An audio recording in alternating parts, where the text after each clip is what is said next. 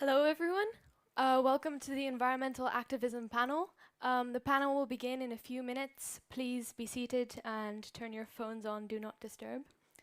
Thank you.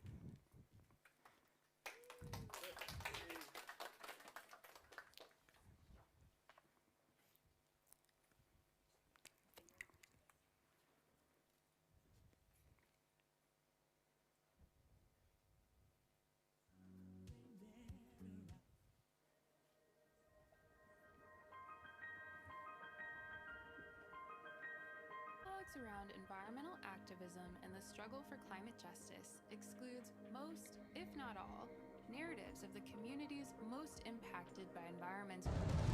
But 3 degrees of global warming would be catastrophic. Heat waves, droughts, extreme precipitation, even fire.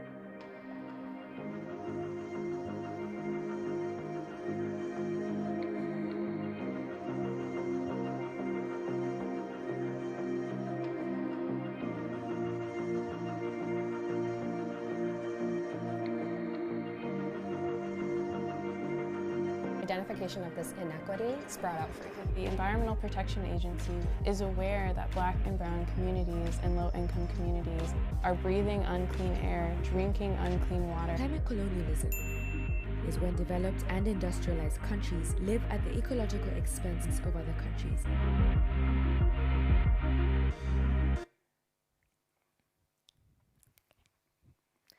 Okay, thank you, everyone.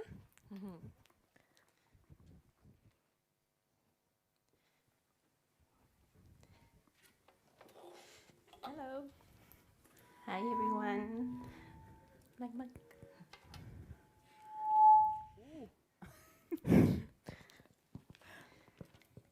Currently, climate change is the greatest global threat to our population and planet.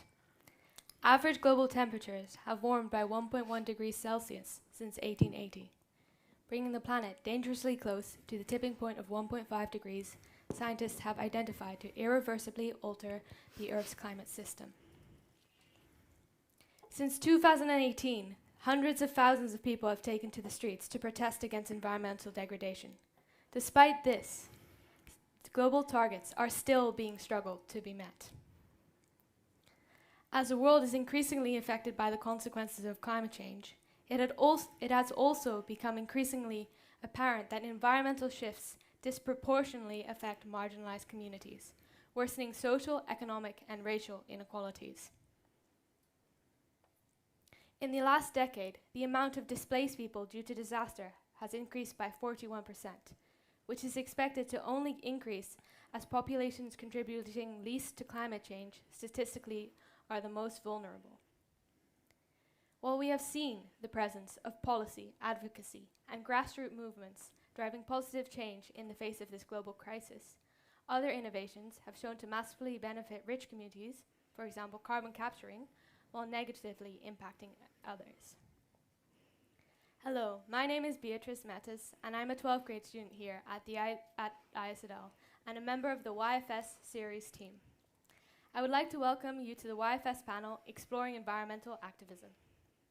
Joining me for this session, I'm honored to welcome Rosana Gomes da Silva, climate justice activist, presenter in television, and Harvard Aspire leader. Rosana Gomes da Silva is currently completing a master's degree researching climate change and injustice and population profiles of heat exposure in Brazil. I'm also proud to welcome, to my far left, Salma Melissa Mohammadian Terrassas, who is currently leading the Scale 360 project in the Global Shapers Hub Morelia. Her expertise are creating more sustainable business models and accelerating the transition to a circular economy. The first 25 minutes of this session, we will allow our panelists to answer the questions I've prepared and discuss them openly, with the remaining time allowing you, the audience, to ask any questions you have about environmental activism and justice. If you'd like to ask a question at any point of this panel, please send them to the following code on Mentimeter: 67831671. Okay, now we will begin with our questions. Ms. Silva, you have been involved in the climate justice movement. Could you please define what the climate justice movement means to you and tell us a bit more about your work that you've been doing in this activist space? Sure. Good morning. I'm Brazilian, so I'm kind of yay person. I'm sorry. I'm a little bit suffering from this cold weather. This is normal for you guys. For me, it's 100% not normal. So, yeah, I'm really happy to be here to talk about climate justice with all of you.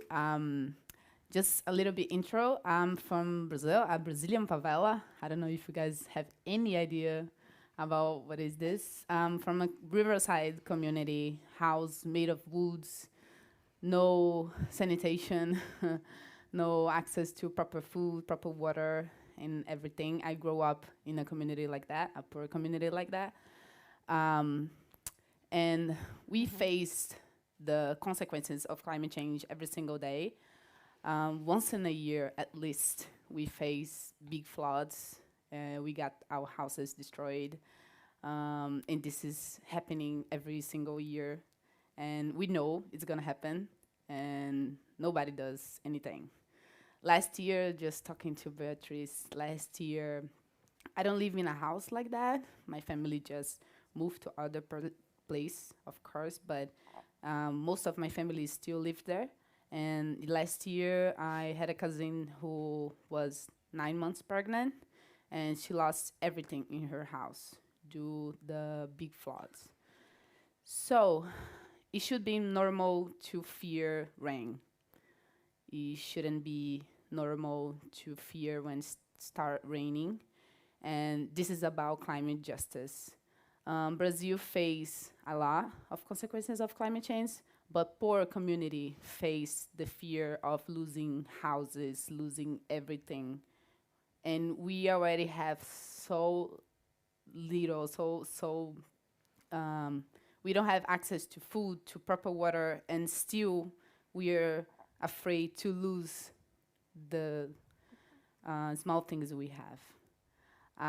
A little bit nervous to be talking with all of you. I'm not a native English speaker, so if I say something that doesn't make sense, you guys please tell me.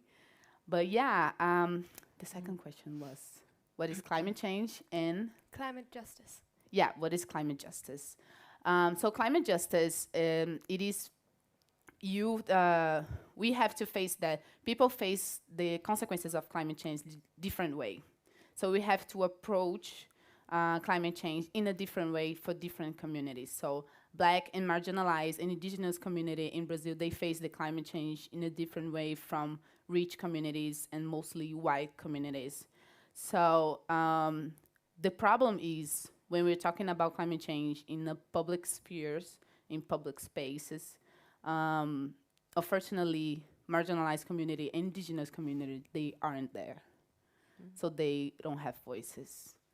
So we are currently planning how to act towards climate change without the voice of marginalized Black and indigenous community in Brazil. So when we talk about climate justice, we talk about not letting anyone behind.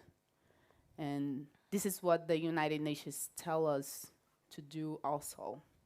Okay, thank you so much. That's information that we need to process. Yeah. I would like to now move to you, Ms. Mohammadian. What are some examples that you can think of how can a transition to a circular economy and sustainable business allow vulnerable communities to be less exposed to the negative effects of climate change? I think that's a good question. Of course, I come to a place where I'm privileged. And for me, it was more about understanding how people that doesn't have justice in climate live, because I don't know. And of course, I learn a lot for them. So for me, it's more about being empathic with their situation and learn before you help them, because sometimes you think that you are going to do things for help them, but actually it's the opposite way. So for me, it's more about understanding the approach that you're going to have for them, because I want to let something clear. For me, climate justice is on our hands because the privileged ones, because are the ones that contaminate the most because we are consumers. And what I learned through circular economy is that people with low income is actually the ones that are recycling the best. In my country, for instance, they know exactly which products has to be recycled because they live through that. They earn money, the money that they have to pay food and all that stuff, it's earned by the trash that we generate in each day as a consumers. So that's why one of my key learnings for that is that sometimes because we feel that we are more educated, because we have schools, we have degrees and all that stuff, we believe that they don't have to teach us anything, but actually it's the opposite on topics on climate, of course, because they know how to live through earthquakes, rain, and consumption, and also about consumerism. You know, when you go and put your clothes on the trash, they also renew and reuse it for their kids and all that stuff. So I think their lifestyle is more about entrepreneur and ecological lifestyle than us. So for me, it's about how they can teach us to be more aware of their conditions and how can we also learn from their mistakes because we don't see them. For me, and we were talking about another panel in our country, and their topic were really good, is like these ones. But the people, like you, were people that live in a green, lovely space, and they don't see it raining because they are, oh, raining, it's snowing, it's okay. I have this amazing school, which is warmer than outside. So we don't see actually the impact. They live it. So for me, it was like, we need to understand the way they live, be empathized. If you sometimes could go there and try to see the lifestyle they have, you could be more empathized. And not only just, oh, I will give you fruit from free, because they don't want that. Maybe you need to show them how to rebuild and make new skills to learn how they do food in their backyard, how to recycling, or where they should be taking the materials to recycle so that they could earn more money, more about that things that we know and we have contact to because we have internet, we have amazing schools, we know that information, and they don't have that information. So for me, it's more about how can we be allies about climate justice for them in order to only be the heroes for their injustice right now. Okay, thank you. Thank you for this insight. Now I have a question for you both. So, Ms. Mohammadian, Ms. Silva, can you think of some examples of racial, economic, and indigenous inequalities being exacerbated by climate change? I want to start. You should. You have I'm gonna start from racial. I'm a black woman from Brazil, and in Brazil we are 56% of the population.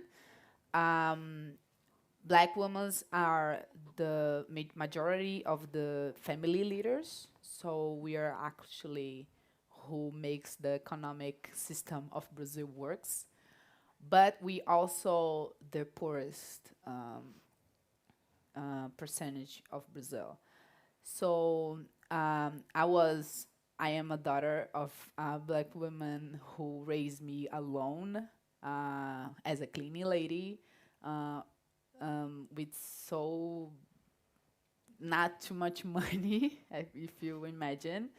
I went to public schools. I lived through all the vulnerability of a black person, poor person in Brazil. And despite all that, I still have to think about climate change, making food accessibility harder, making proper water accessibility harder. Because food is getting more expensive in Brazil. Proper water is getting harder in Brazil, even though we have a lot of water. Energy is getting so expensive in Brazil. We have communities that don't have access to energy every day. They only have access to energy like once in a week. So it's really hard to imagine a life like that, that you have to worry if you have something to eat instead of studying.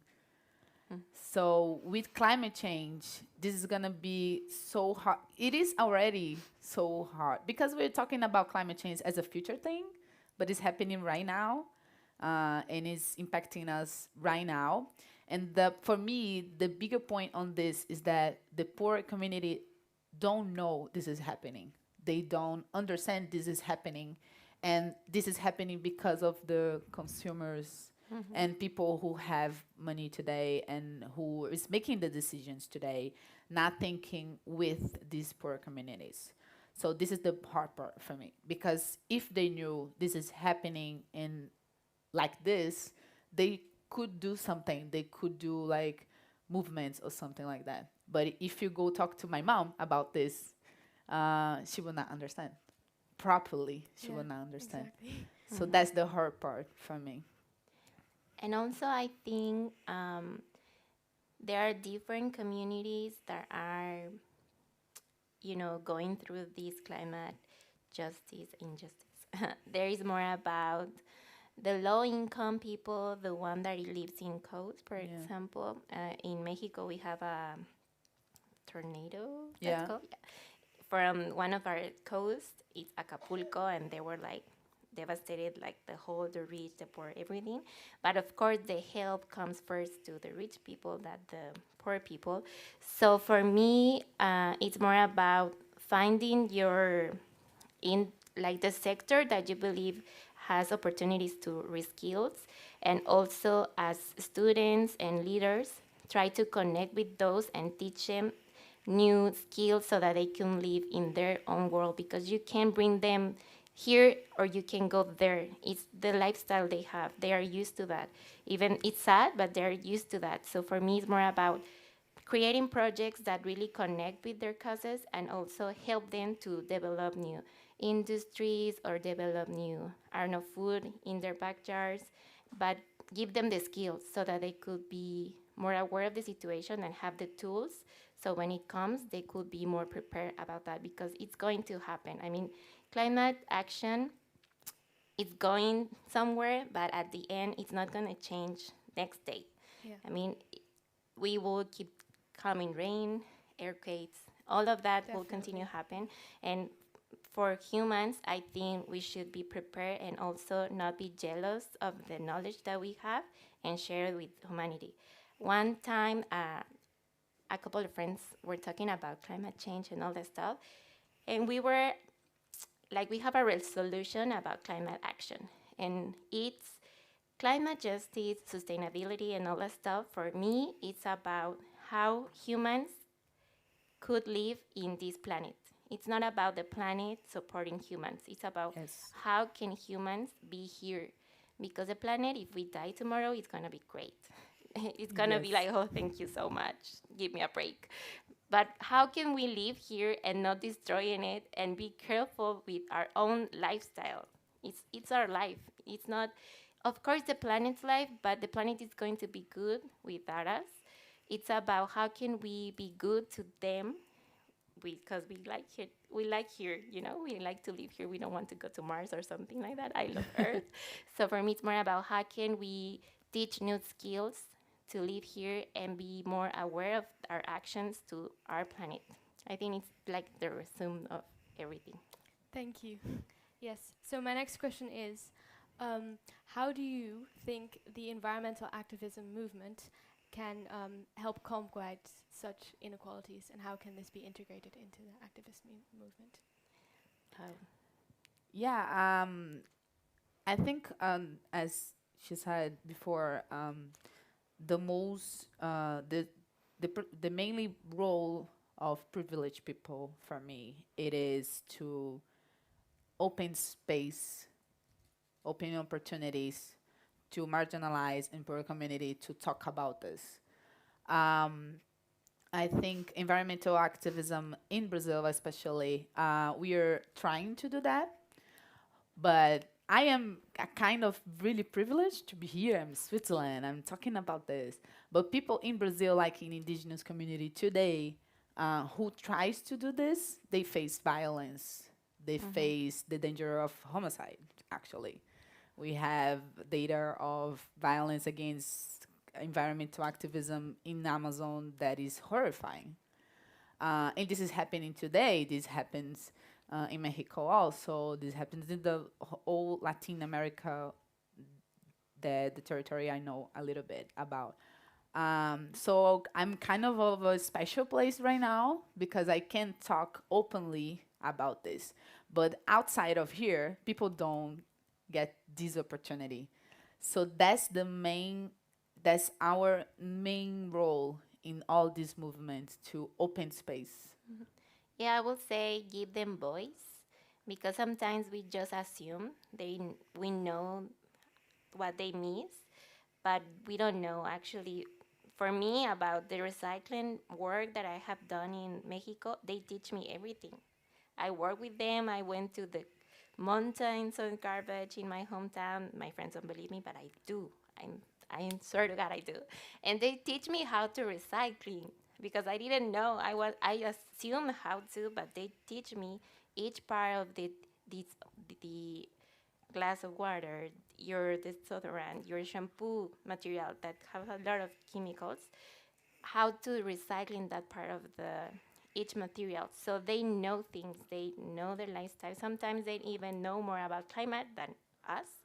So for me, it's more, if you want to have a project about sustainability, you have to create new ideas, call them, introduce yourself to them, show them your idea so that they can share with you their point of view and also give them a voice in decision making because we have that skill. Probably politicians or other leaders from big companies, they don't assume that or they don't even look at them, but we can, and it's part of our lives also. So my advice will be to connect with them and also just come with a chair so that they could be seated and also have an opinion about the projects that you're going to implement about sustainability in your hometown, in your school, in your city, because they have a good ideas also because they are living with less things and we are trying to live with less things as a consumers. So they could teach you a lot and also you can have a better project and more impactful project or idea if you open up to include them in your shareholders, stakeholders, or also in the volunteering programs. I think you will be more, also more human to let them be and be part of the projects. Okay, thank you. So now I would like to ask you both again. Maybe Ms. Silva, you can start. What role do you believe grassroots organizations have in combating climate change and climate injustice? And can these help on a systematic level? Yeah, actually, these movements have the answer. We are trying so hard to find the answers, and indigenous communities, they do that. They live that way like for centuries now, and we are trying still to figure it out, and they just have the answer. I lived like 2 weeks in the Riverside community in the Amazon last year. I had this opportunity, and they were for 10 years, I think, exploring the forest. So doing deforestation, and this we know this is not good. This is bad. But the problem is they have to eat, right? They have to access food somewhere, and this was the main activity of the community. And a few years ago, the leader just got to know some organizations who talked to him and say, "Oh, maybe we can change something." And the community today lives based on sustainable tourism, and they make more money. They have more dignity. They live in a better way with the forest right now, and they are happier. They have more health and everything. So they found out the answer in like 5 years. Yeah. And we are trying to do that for so long right now. So for me, it's simple. The main role, they have the answer, but we are not hearing them properly. And I think we, as leaders and global leaders, we also have the power and information about, what's going on in Switzerland that we can bring to Mexico and Brazil that it's working, and also what we are doing in Mexico that could work here also. So we have this connectivity that no one else have, even though our parents doesn't understand the internet as we do. So for me, it's more about those type of organization and work with a local organization, with society that is going on. I mean, that will be like the goal project that you will achieve. For me, it's more about always have some different actors in your projects or in your ideas. If you're going to work with some coast or in the river or Amazonas and you think only Amazonas could work, you have to bring every knowledge on the table so that you really understand and make the project by itself. We were talking about energy yesterday, and we were like, okay, in each part of the whole world, if someone is working on nuclear energy, if some country is working on that, the other country wants to work on that, even though it's not the best one for their needs. So for us, it's more about, do we have this all information in the internet? We are doing more and we are doing more investigation, but what is your path? Do you need nuclear energy or do you need eloic energy or something like that?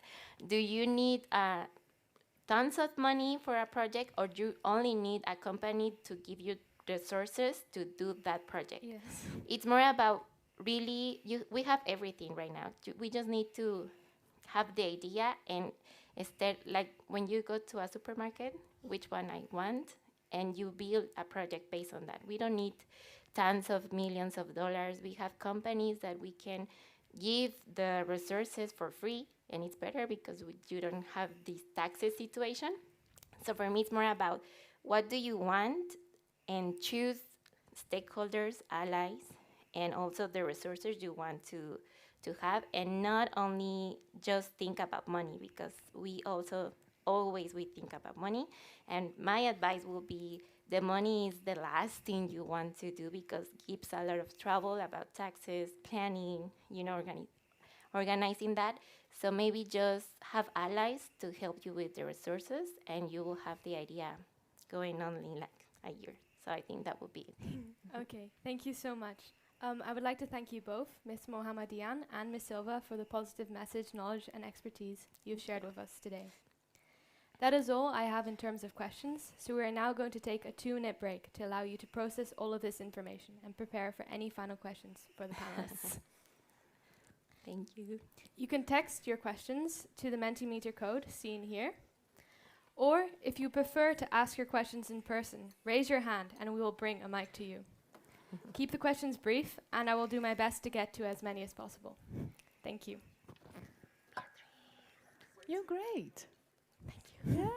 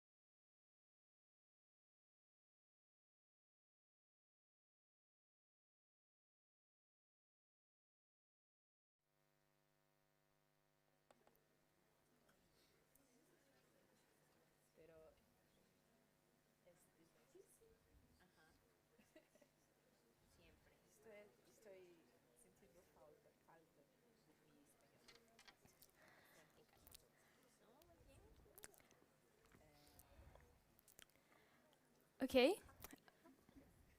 We will now begin with the questions from the audience. I would like that you please stand up, state your name and school, followed by a brief question if you're asking a question in person. We do need you to speak into the microphone so that it can be, we can upload this panel to the website, so please use the microphone. Yes. Does anyone have a question in person? Don't be afraid. Yes. In the back, Ms. Gorman. We explain that. Thank you. I just wanted to thank both of you. I consider myself, hands down, probably one of the most detailed recyclers on this campus. I'll take a bet against anybody.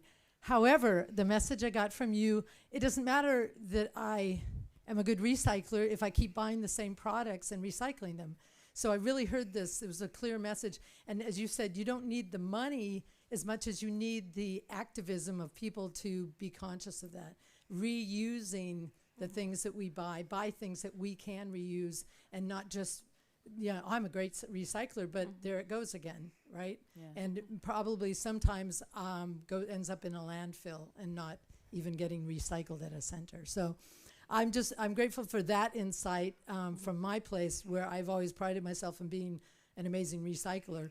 But I heard a different thing today, and that was like, choose the things that I am purchasing that are not going to have such an effect on the environment. So thank you for that message. Oh, thank you. Yeah, exactly. I think one point is fashion, like people see clothes as one way, we only love fashion. One time. We are fashion girls. And reuse a clothes is nice. I think social media just give us this whole idea that if you have a beautiful look, you use once and you never use it again. This is what big companies is teaching you.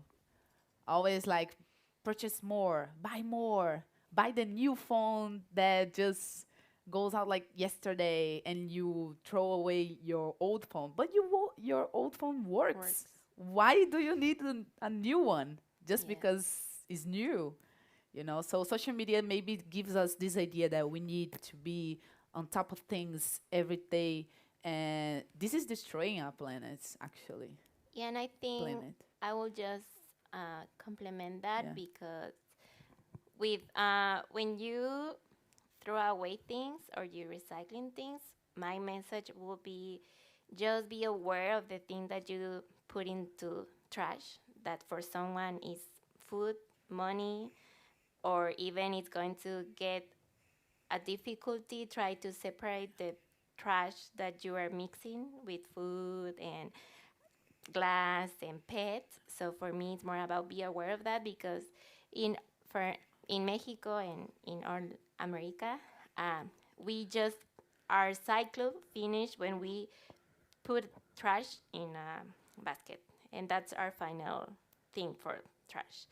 And then a bus came and we throw that garbage on it, and that's it. And then we find out that there was this plastic island in somewhere in the ocean, and they were like, oh my God, companies are so mean. Why are they doing that? And we were like, oh no, we are the ones that do that. But we never think about that, and we were like, but wait, our trash is not always going to a bus and that's it, right? Where is going? Where the trash is going? And then we realized that it's going to a landfill, and then there are people working on landfill, separating things so that they can have something to eat. So our trash means so much to other people. I'm talking about climate justice, and we don't even see it, because for us it's just like, oh, package. I want my phone. I don't want the PET or the plastic that is in it. So I will just say that when you put something into trash, just remember that for someone, that is money, food, or even a lifestyle, or probably someone is gonna get sick if you don't separate I don't know if you're sick, ill, or something like that. You're going to make this situation going. So that will be it, just to keep open your mind about that. For us, maybe the process ends when we put it in the trash, but for someone, just the process is starting for them. So just be aware of that. I would think will be my message. Okay, thank you. Now we have a question from the Mentimeter. What is your process when creating and implementing projects to help communities? Oh my God, I love that. Well, for me, I will, as Shapers is a global network and we are leaders. We are Shapers, it's supposed to be like that. For me, it's just the crazy idea you have on the table, just do it. If you don't know how to start it, don't worry about it. But truly, when you feel passionate about, even though sometimes people think you're crazy because they are going to believe you're crazy. I mean, I'm here in Switzerland and I don't feel as much as crazy because you have a really good education and all that stuff. But in my country, I'm the craziest one because what is circular economy? What are you talking about those topics? So for me, it's more about be aware of the idea that you have. Just keep working on it. You will find allies. I mean, the first step is idea. Start talking with some allies that you see that they could understand the topic. Probably they're not experts, but they could understand it and work with you to make the project. Then for me, the project will be network to find allies.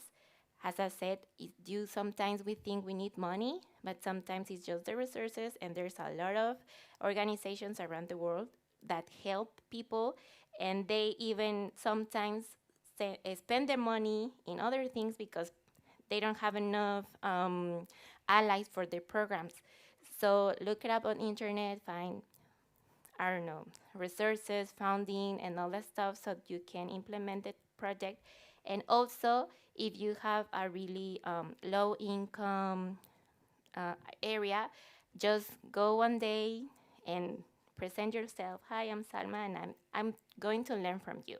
If you want me to, I want to one day go with you and see how is your lifestyle so I can be aware of my actions and study your market. I will think that would be another example. But the first step is just think the craziest idea and just do it. Okay, Yeah. Ms. Silva, do you have anything to add to this? Yeah, I think for me, just like start somewhere. Like if you have a social media account, start from there. If it can be simple, right? It can be simple acts every single day. The only thing that you can do is just not do anything, as Timothy just told us. Like to not do anything, it is doing. So act today and be simple. If you don't have resources, one post, one Instagram account, or something like that, you are already doing something. Someone is starving today. Someone is freezing to death today, unfortunately. This is a reality. Someone is needing help today. So you can, with simple things, you can start, and then you go to the bigger things. I don't think me and Thelma, we started like big, going to Switzerland and everything. No. We started little in our community. We start to do little things here and there, and then we combine all this, and then we are here today. Yeah.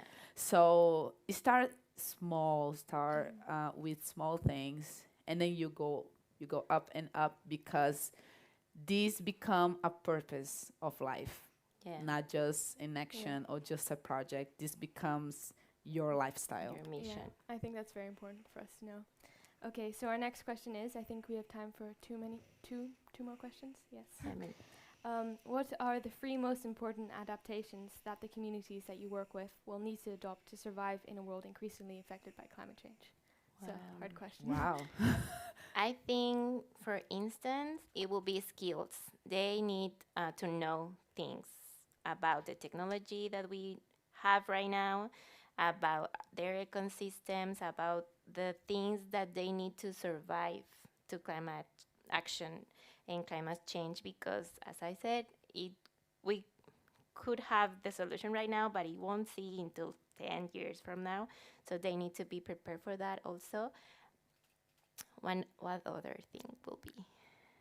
I think for me is leadership skills. Like the leaders that we have today needs to be more cooperative.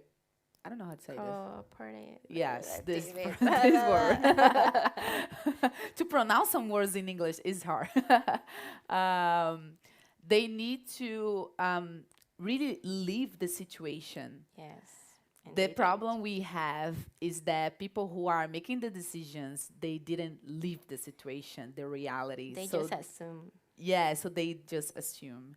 So we need powerful leadership that comes from, for me, mainly from youth, because Yes. we have these open skills to talk to someone new and really be open to their reality. Yes. So today, who are making the decisions doesn't have that.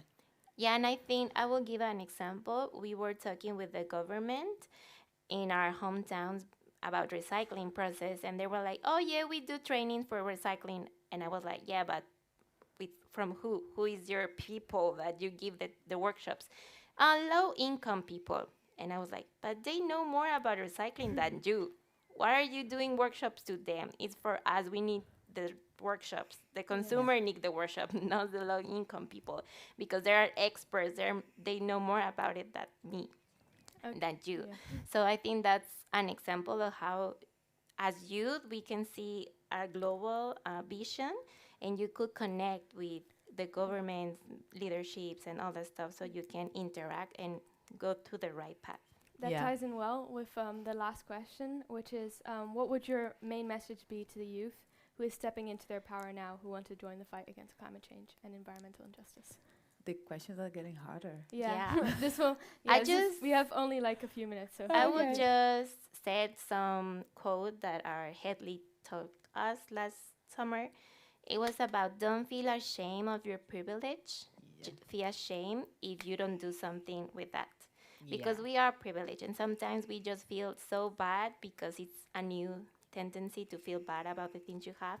But for me, it's more about don't feel bad, just help them, other people, to have the same opportunities that our father and our mom and family works for us to have, because our family works so hard to give us these opportunities, and we have the skills to do that for other people. It doesn't have to be our families, because sometimes we don't even want kids. So we have a lot of humans that need skills and need our expertise so that we can help them. I think that would be my Okay. message. Ms. Silva? You have the power today. You're not like growing up to have some power or some opportunity to make a change. You have this opportunity today. Just to be a youth, just to be a young people today and be interested in topics like this makes you powerful, makes you needed in the whole world. If I was you today, I would be like getting out of here and starting a project or something, because you have so good infrastructure. This is amazing, you know. Like, I studied in a school that we didn't even have books, because we had to change to borrow books from another person. So this is amazing. So you have the power today. So you can do great things today, now when you have 30s or 20 years. Today with 15, 14, I don't know, I know a girl who had 13, and she was incredible. All So of you are. have the power today, so Yes. start. Okay, thank you. That is all the time we have today, as this session is now coming to an end. I'd like to thank the audience for your questions and your participation, as well as our panelists for sharing their experiences and insights into the important topic of climate justice and environmental activism. If you have any other questions, please feel free to approach the speakers after this session. Just keep in mind the time before the session hereafter. Thank you. Thank you.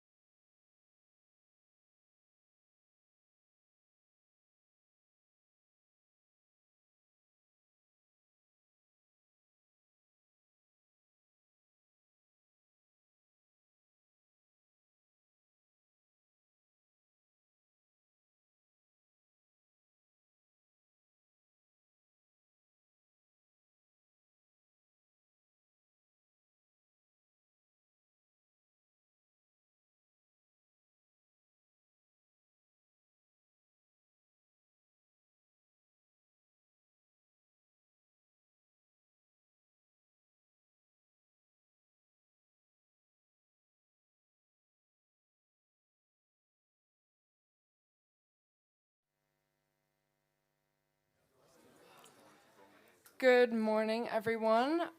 We are about to start the panel, so if I could ask everyone to please take their seats and turn your phones on silent.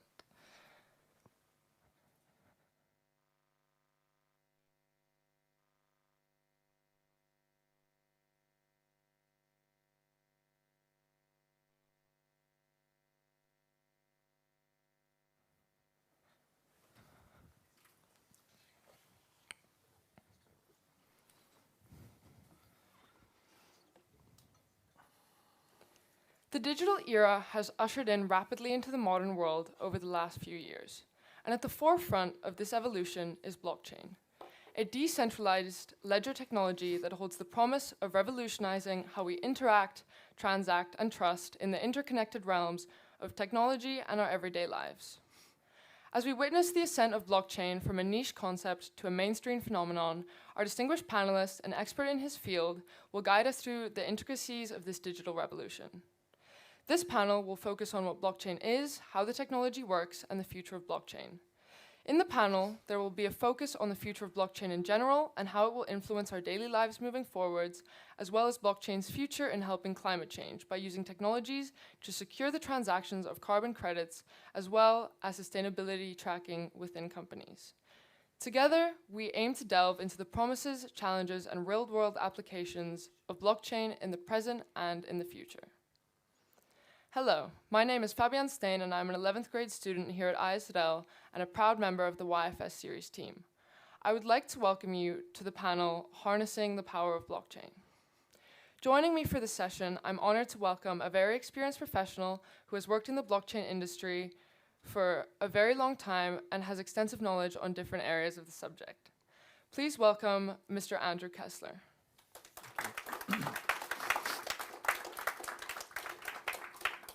Mr. Kessler has worked internationally with government initiatives and the private sector in various tech startups for the last 15 years out of South Africa and Switzerland. Andrew has an academic background in chemistry and biochemistry and a strong knowledge base in cryptography. He has applied this knowledge towards building better blockchain protocols, which are now being used to deploy in-depth financing solutions in agriculture, decarbonizing our economy, and game league management.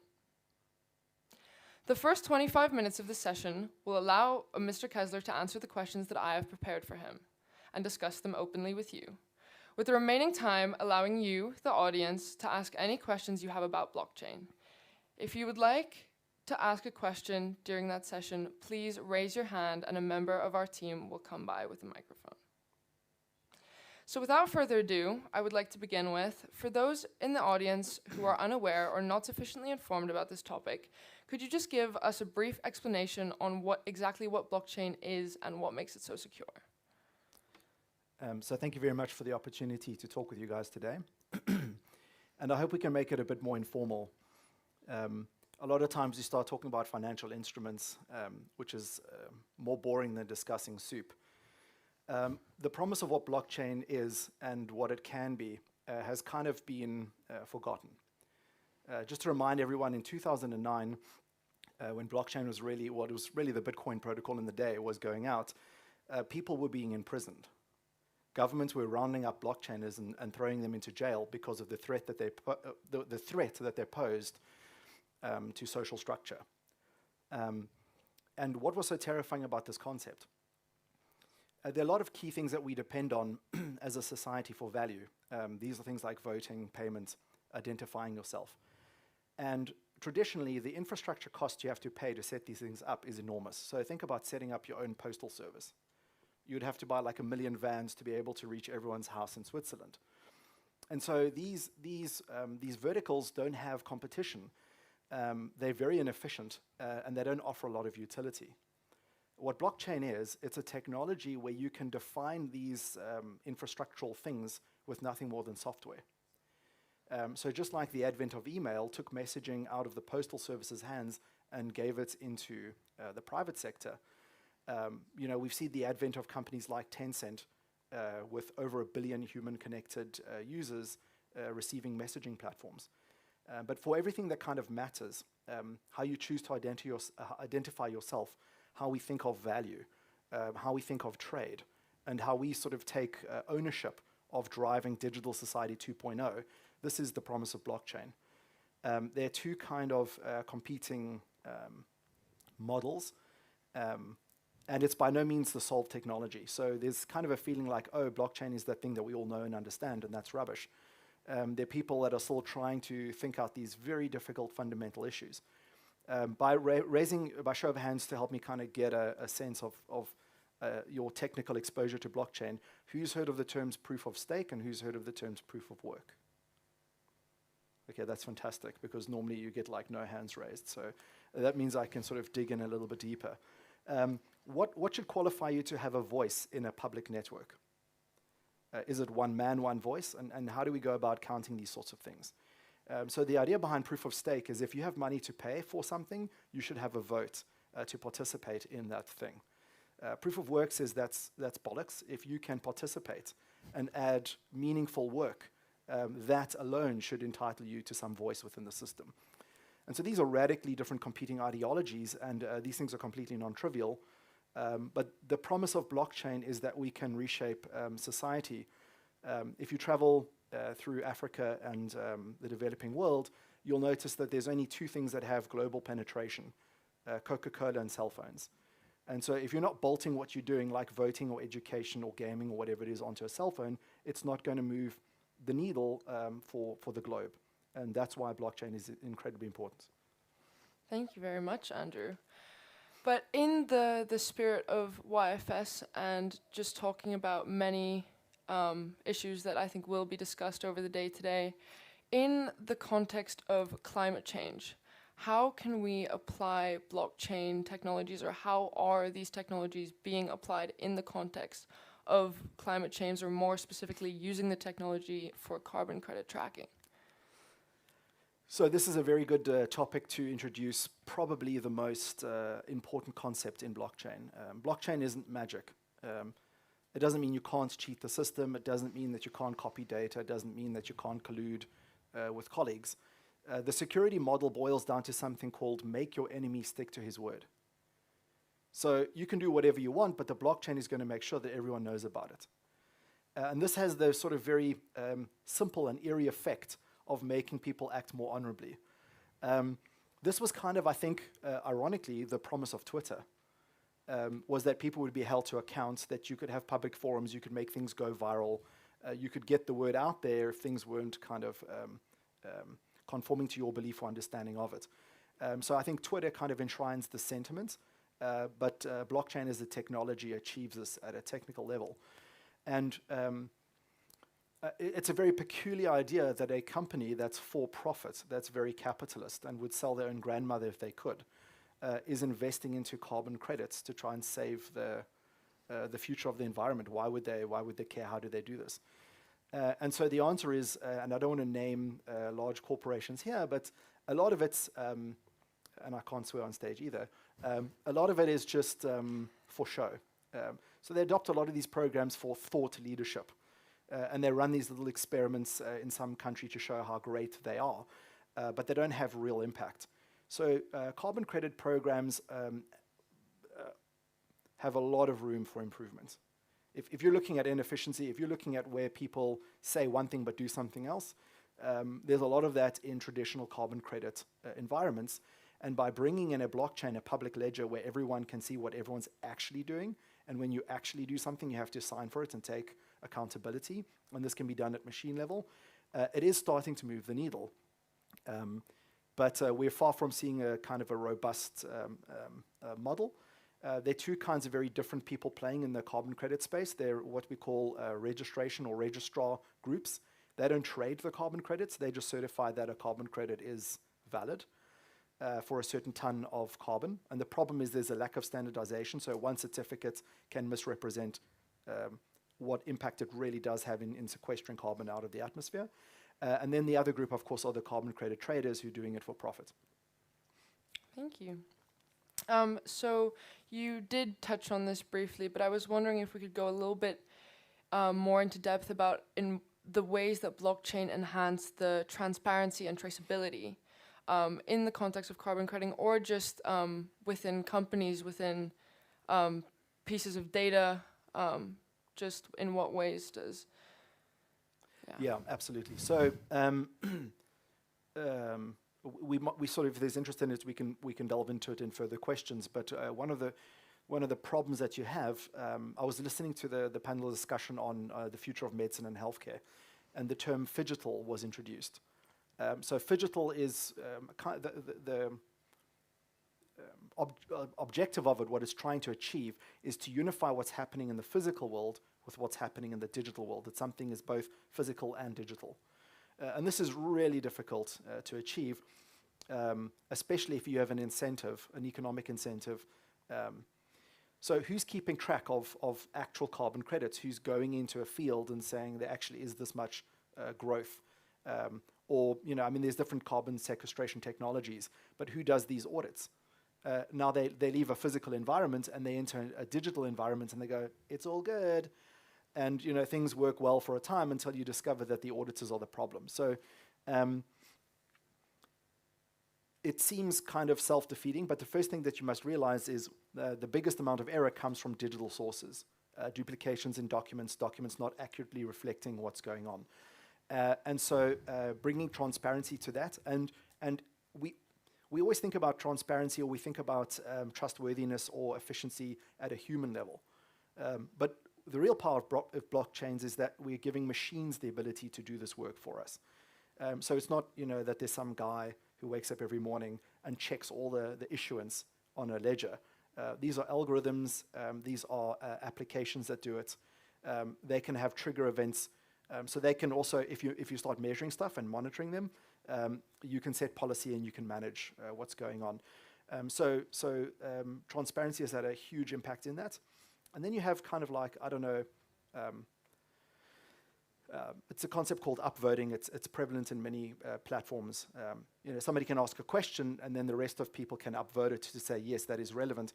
It's a way of kind of doing like a real-time survey or poll to say, we care about this.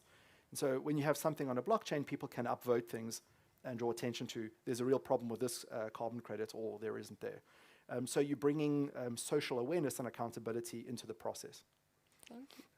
But within that, and it being able to enhance traceability and transparency, do you think that there's a privacy and data security concern that just factors into the implementation of like bringing these technologies in? And I mean, not just in the context of carbon credit markets, but using these technologies in our everyday lives and implementing them more and more. Is there a security risk, or is there something that you think people are more worried about than they should be? This is a very good question. It's probably worth actually spending a lot of time unpacking this.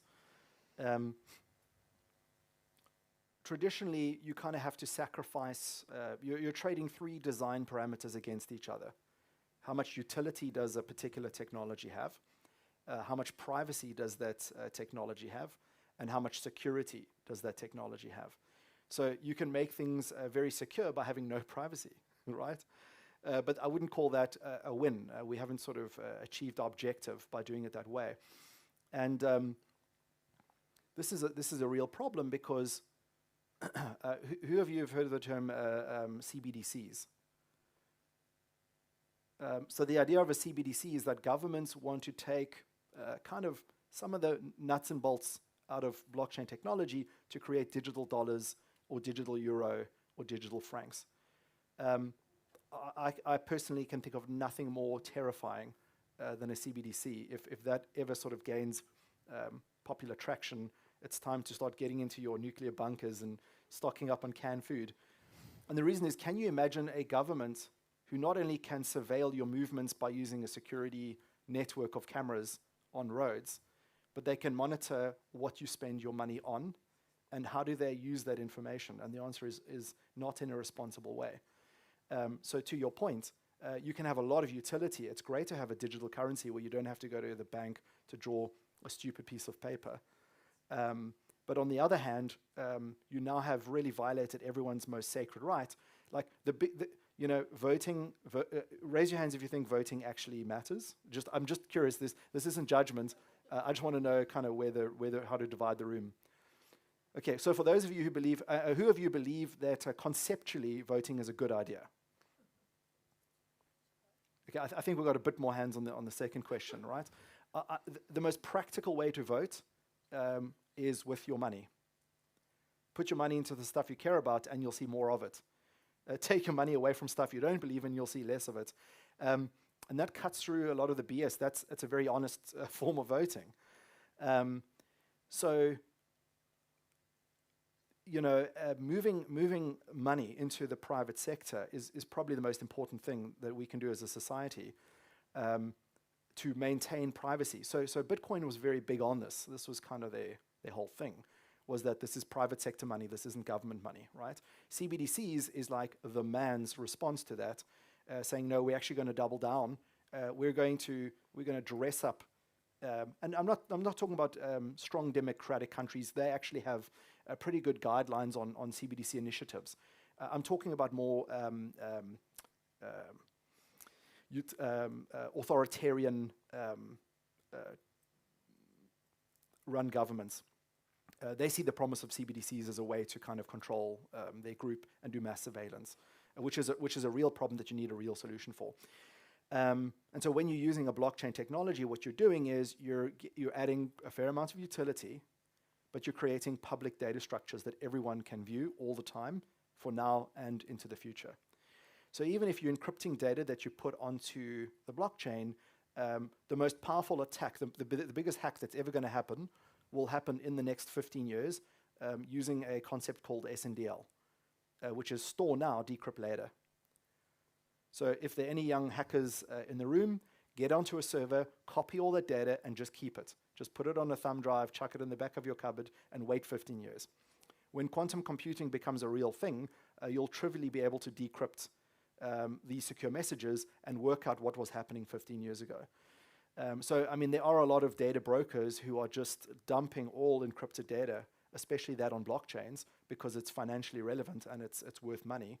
And they're storing it, waiting for the day when they can decrypt it. And so, again, to cycle back to the question and to kind of wrap it up, you're always trading utility against security against privacy.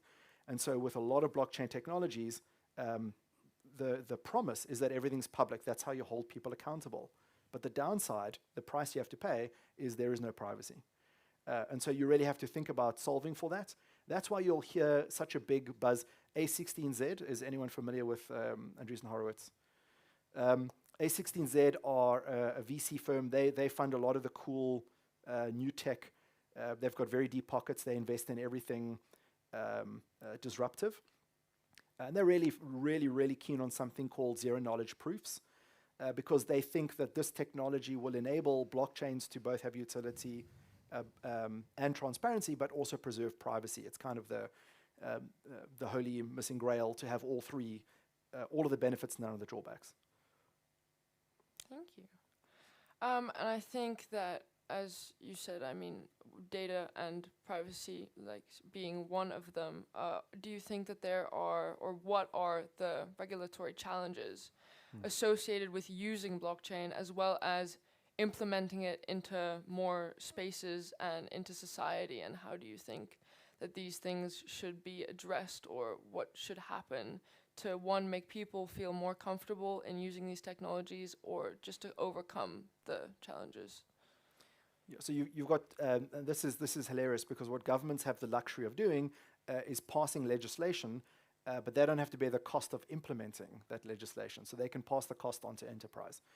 And so for a lot of enterprises, the problem is they have increasing responsibility, as they should. But that brings with it increasing cost, and they have less profitability.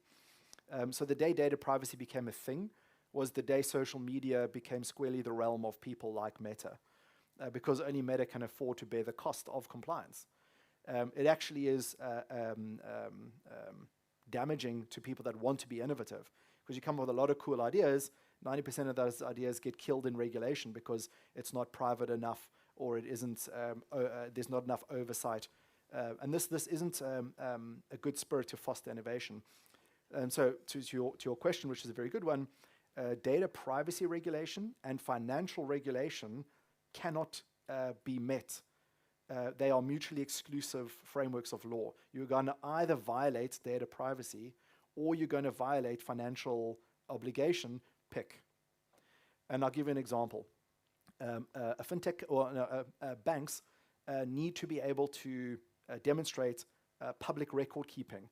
They need to be able to stand up to any agency and say, this is exactly what's happening. But if you look at GDPR, which is kind of Europe's data privacy framework, it's not really laws. These laws are enacted at national level, so the way that GDPR is enacted in Norway is different to how it's enacted in France, is different to how it's enacted in Germany, but they follow these kind of common guiding principles, right? So you have the right to be forgotten. This is fantastic. You can probably get some money out of a lot of companies by just ringing them up and say, I want you to prove to me, I've used your social media service, I no longer wish to enjoy it. Prove to me you've deleted all of my data. It's very hard to do. I mean, how do you prove something that's negative? And if they can't prove it to you, you can win damages up to $50 million per infraction. It's a great way to make money, right? So that's data privacy law. So you go to your bank and you say to them, prove to me that you've deleted all my financial records, otherwise you're in violation of GDPR compliance. Well, they can't do that because the financial arm says they have to maintain your records. They need to be able to report on it in perpetuity. And so, I mean, these sentiments are both valid. One stops money laundering and fraud. The other enshrines your right to be private. But how do you bring these things together? So we live in a world where there's lots of good legislation, but not a lot of thinking about how do you actually achieve this. And people love to throw blockchain companies under the bus. It's an easy game to play. There's lots of money in it. There's lots of publicity. And so blockchains really struggle because they can meet financial regulation quite easily because it's an immutable permanent record for all of time. But with that come real challenges on how to deal with privacy. All right, thank you. And lastly, just in general, what do you think the future holds for blockchain? And do you think it's important for us, all the youth, to start looking into and working with these technologies? Yes, yes, and no. No, I'm joking.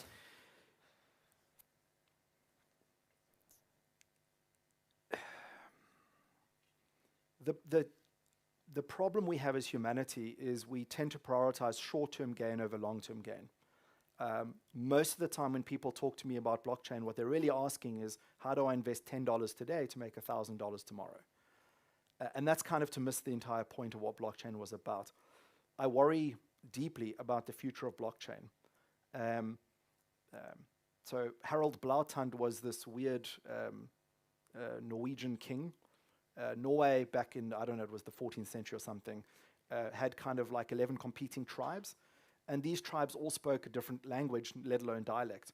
And so their biggest challenge was just trying to find a common way to communicate. That was kind of what stopped them succeeding. And so Harald Blautand came along and figured out how to unify them linguistically. And if you look at his name, HB, and you make a symbol out of it in runic, that's the Bluetooth symbol because it's named after him. Because what Bluetooth is, it's a protocol that allows devices to speak a common language. So your weird Apple device on some weird OS can talk to that speaker system over there, and they can somehow collaborate as a set of devices. Bluetooth should have had massive impact on the world as we know it. Imagine medical IoT devices connecting you to a local network to, in real time, monitor the situation and then overlay that with an AI framework. I mean, this is really science fiction-y, awesome stuff. But what do we use Bluetooth for? And the answer is playing music. I mean, do we use it for anything else? So we have this like super powerful technology that we use as a rock to keep a door open because it gets hot in a room. And that's kind of what we're doing with blockchain, right? So I deeply worry about the future of blockchain because people have forgotten what the purpose was. The conversations that people are having in 2012 and 2014, no one's having anymore. It's very important, I think, for you guys to understand what blockchains are capable of, what their design frameworks were, and for us to see that value. Because as soon as you get into kind of like we live in a world that kind of follows what I call cartel mechanics, right?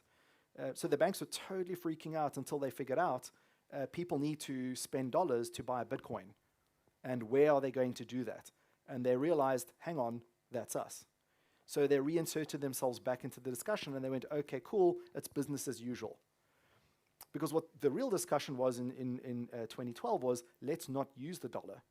The dollar is just a really, really, really bad technology for making payments. It's not a knock against the United States government. It's not a disbelief in the power of the economy. It's just using pieces of paper and digital versions of central currencies is just really slow and tedious.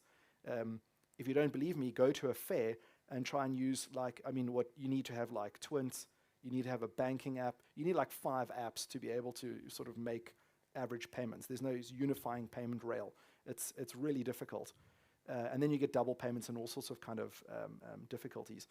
If people really understand the power of blockchain, they move away from trying to turn $1 into 2, and they go back to saying, but why do we have to integrate with a broken system? Why does it have to cash out to $1? Just last question, who's heard of NFTs, non-fungible tokens? Okay, so you hear a lot of people saying, like a lot of old beards going, some guy paid a ridiculous sum of money for some stupid picture, and now it's worth nothing. NFTs are a joke. But that's to miss the point entirely. NFTs was saying, a cryptocurrency says, this is something that you can use as a replacement for a coin. It represents price, but it doesn't represent value. Value comes from goods and services, things that you buy and sell, right? NFTs was saying, but hang on, we can use the same kind of crypto technology that made this Lemo coin. We can now also make stuff that has value. And so now what you have is you have value on the one side, you've got price on the other, you've got a medium of exchange. What you're doing is you're busy building out a software-defined marketplace. That's very exciting and very promising. So for all of you, I encourage you to think about the difference between what it means to be a member of society and what it means to be the member of a market, to think about what does it mean that something has value, to think about what does it mean for something to have price, because now you're going back to stuff that really matters. A lot of people go, oh, blockchain's just like, it's a fad, or it doesn't have value, or it's a Ponzi scheme. And again, that's to entirely miss the point. I would encourage all of you to take these topics deeply seriously, and to realize that there are many frameworks out there. Don't just become another Ethereum bro. Don't just become a Solana cultist. Think, there's lots of protocols out there. They all have value. Diversify your mental thinking portfolio, and you guys are going to do great. Thank you. Well, thank you all very much. That is all I have in terms of questions. So now we're going to take a quick break for you to process all of this information, and then we're going to go straight into the Q&A. If you guys do have a question, a member of our team will come by with the mic. Thank you.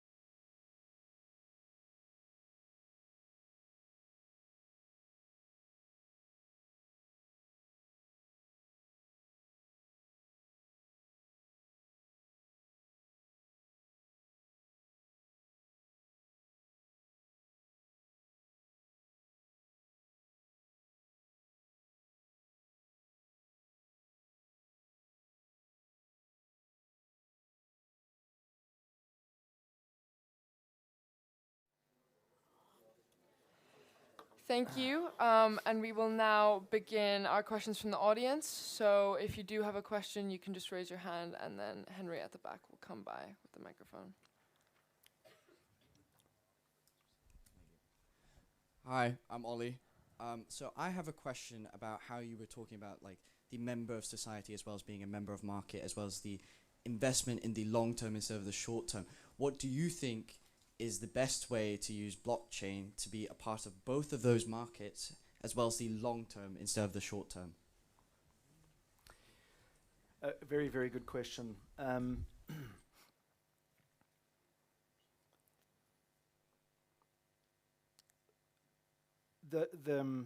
Capitalism is underrated as a concept.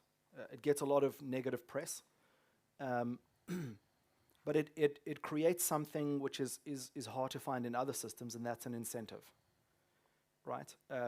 Like the problem with what I'm going to call hyper-capitalism is that what does success look like? It looks like if you draw an envelope around everyone that participates from a market and extracts value from that market. In hypercapitalism, that market shrinks, so less and less people can participate. And so the ones left over get more cut of the pie and become incredibly wealthy, so they're incentivized to do that, right? So part of thinking out like long-term success, we really have to look at what I'm going to call social capitalism models. So social capitalism says, I want to make a profit, I want to climb the ladder, but not at the expense of my fellow man. And because blockchain environments are software defined, we can really start experimenting with these sorts of things. You might hear about things like DAOs, decentralized autonomous organizations, and that's really how do you write a kind of a program that replaces structures, whether they're a gaming guild through to a government. So if you move your model to social capitalism, then what you can do is you can try and expand the market envelope to allow as many people as possible to participate in it. So in economics, there are two very powerful concepts. The one is called Pareto efficiency. Pareto efficiency means that if there are 10 people participating, the system will make sure that they each get a fair cut. And economics kind of 1970s, 1980s was big on Pareto efficiency. But we moved recently to something called Nash equilibria. So the idea in a Nash equilibria is if you can make moves so that you get all the coins and everyone else gets absolutely nothing, you've done well. And so that's kind of been a shift in a lot of company strategy, is to maximize Nash equilibria. And that's super short-term thinking because people are far less foolish than we think that they are. I mean, I'm saying, companies think if we just wrap stuff in tinfoil and sell it with pretty girls, it'll sell. And that isn't the truth. And I say that, it sounds weird to say that. But social capitalism and defining and looking back at proof of work is really going to start opening up our ability to see long-term value. Proof of work was hated by a lot of people for a number of reasons. It has one drawback: it needs a lot of energy. The Bitcoin network, last time I checked, eats the energy of the country of Ireland to operate. And so a lot of people are like, well, okay, cool, so we have inclusion, we can have social capitalism, but not at the expense of global warming. And so the difficult part is not to abandon proof of work, but improve on it. The other thing is to think out data. So if you read up on something called information economics, this is the idea of if my medical data is worth something, I should be able to sell it and participate in that. I can get some of the value back. That's fairly mundane, but the thinking underneath is going to lay the foundation for what I'm going to call the file-based economy. So if you think about gaming currently does more revenue per year than all of Hollywood. Does anyone know what in-game item trades represent in revenue per year? It's now north of $100 billion per annum revenue. Okay, I mean, there are families that pay their rent exclusively through gaming and game item trading. Okay, and this isn't as foolish as it sounds. Game items are the closest thing to real-world assets that exist in computer systems. So my prediction is that in 2035, we'll mark the first time in human history that the value of the digital economy is greater than the value of the physical economy. So if you're looking for long term and you're looking for social capitalism, you should also be looking at what goods and services are bought and sold in a social capitalist framework, and it should be file-based economic things.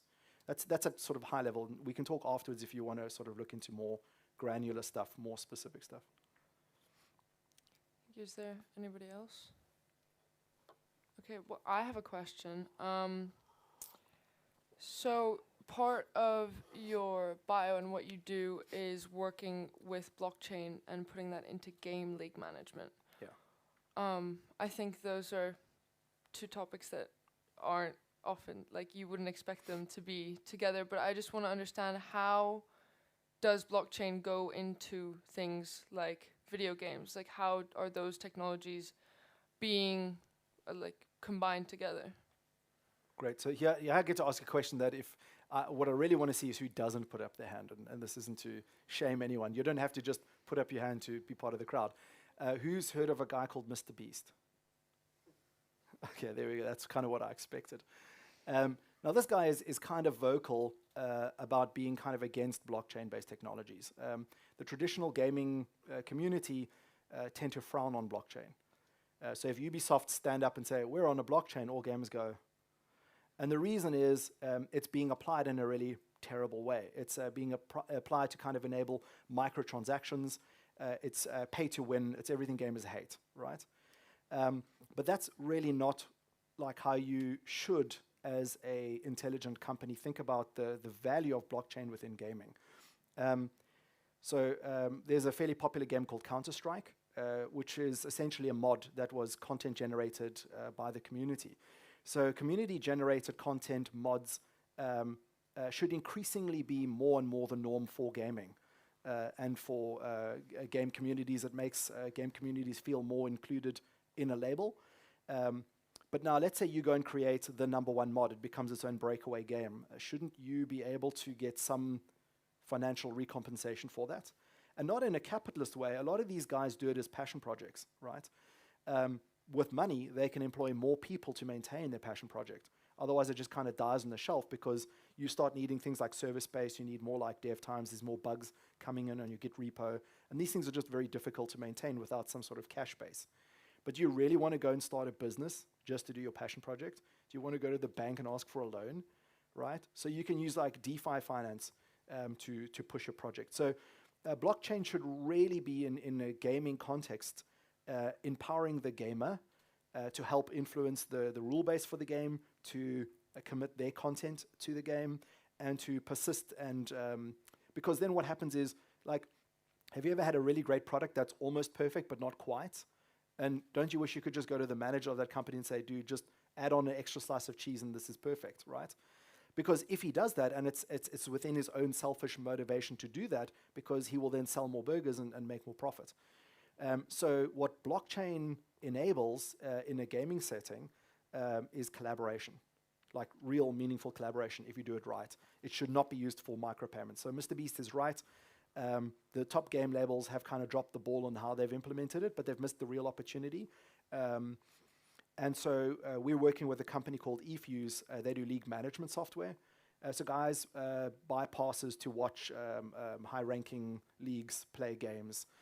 And at the moment, the only exchange is that you pay money, you get to watch a game, right? But paying to support something means that you also get a right to get earlier content, to be more engaged in that community, specialized content, that sort of thing. So they had initially looked at using blockchain to solve for that, and we're really getting in on that level.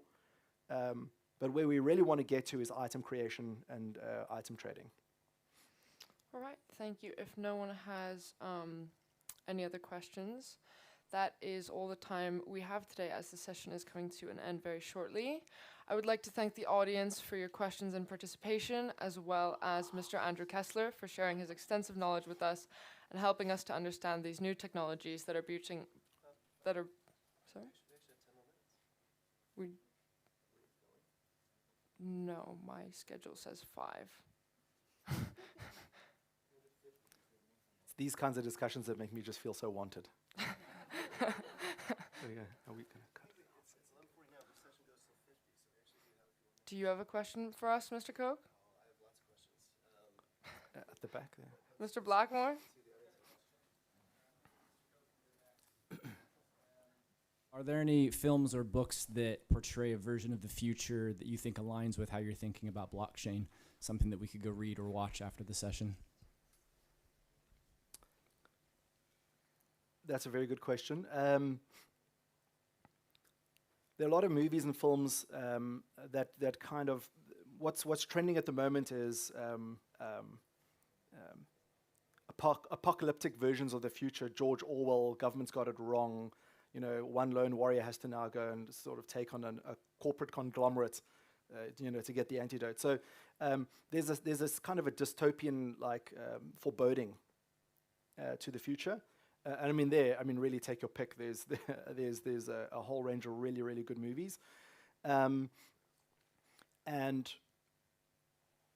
the sentiment, this negative sentiment, isn't unjustified. One of the problems with science is that the ethics of science doesn't keep up with the rate of scientific revolution. There's a real danger in doing something just because you can, because you don't understand the unintended consequences. What do you think? What do you imagine would happen if the medical industry could cure cancer, all life-threatening illnesses, heart disease? Would society benefit, or would it be the thing that brings society down? And there's an argument to be made that medical innovation will collapse society, because suddenly you have people living 200 years, 300 years. Financial systems aren't geared. I mean, you go on pension at 60. You no longer financially contribute, but you're going to die at 300. So you're going to eat grants for more time than you contribute value. And how does population growth respond to people not dying, right? Do we just hit a population of 20 billion and hit resource crisis and plunge everyone into a war? So my point is just that you can start off with something that seems very harmless. Cool, we're going to improve this one thing over here, and then forget the global picture, and then sit with a real catastrophe. So the problem is it's the hyper capitalists that are driving blockchain, and they're not thinking out the long-term consequence of the kinds of things they're doing. A good movie to watch, it's Ender's Game. And what Ender's Game is really promoting is the idea that the power and impact of strategy. So I mean, I like Dune as a book series, and I like Ender's Game. They map to kind of all emerging technologies. And to sort of, think about our role in it. Elon Musk has a famous quote where he says, one of two things will happen. The world has been around for 4-point-something billion years. Civilization as we know it is at best, if you count it from first writing, 8,000 years old. And this is nothing. This is the blink of an eye. If you assume any rate of progress, if things improve iteratively at all, then in the next 100 years, either we will be unable to distinguish games from reality, or civilization will end. One of those two things will happen. That's Elon Musk's view of how things progress from here. So what we really need, if we want to now have a happy outcome and not see that come to fruition, is we need to be very lateral in how we think about things. So Ender's Game is really impressing upon us the importance of lateral thinking. Similarly with Dune. So those are just sort of good sci-fis to look at, to think out. They mirror. They're very sort of human in the narrative, and they kind of mirror what we experience.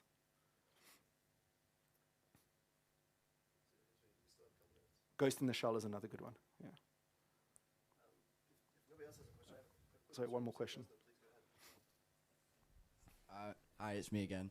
I have another question. So you were saying how, in the lateral, thinking, based upon Mr. Blackmore's views and books, right?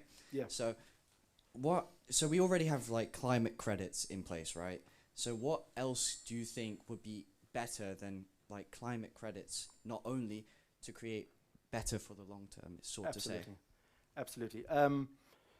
So if you guys aren't familiar with a character called Noam Chomsky, I highly encourage you to spend the next 10 to 15 years of your life reading everything he's ever written. And he has the reason I like to credit where I get my thinking from if it's not my own original thinking. Otherwise, I'm taking credit for other people's frameworks, right? So I'm using a sort of a borrowed dialogue pattern that Noam Chomsky uses.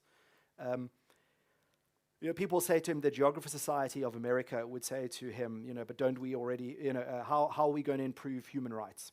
And his response would be, the gold standard of human rights was enacted by the then League of Nations, now United Nations, in 1948. So I'm going to facetiously do a parallel argument, and hopefully I'll make my point through this. If I asked all of you guys here today, how are we going to solve the energy crisis, you already know the answer. It's going to be renewables, that's half the crowd.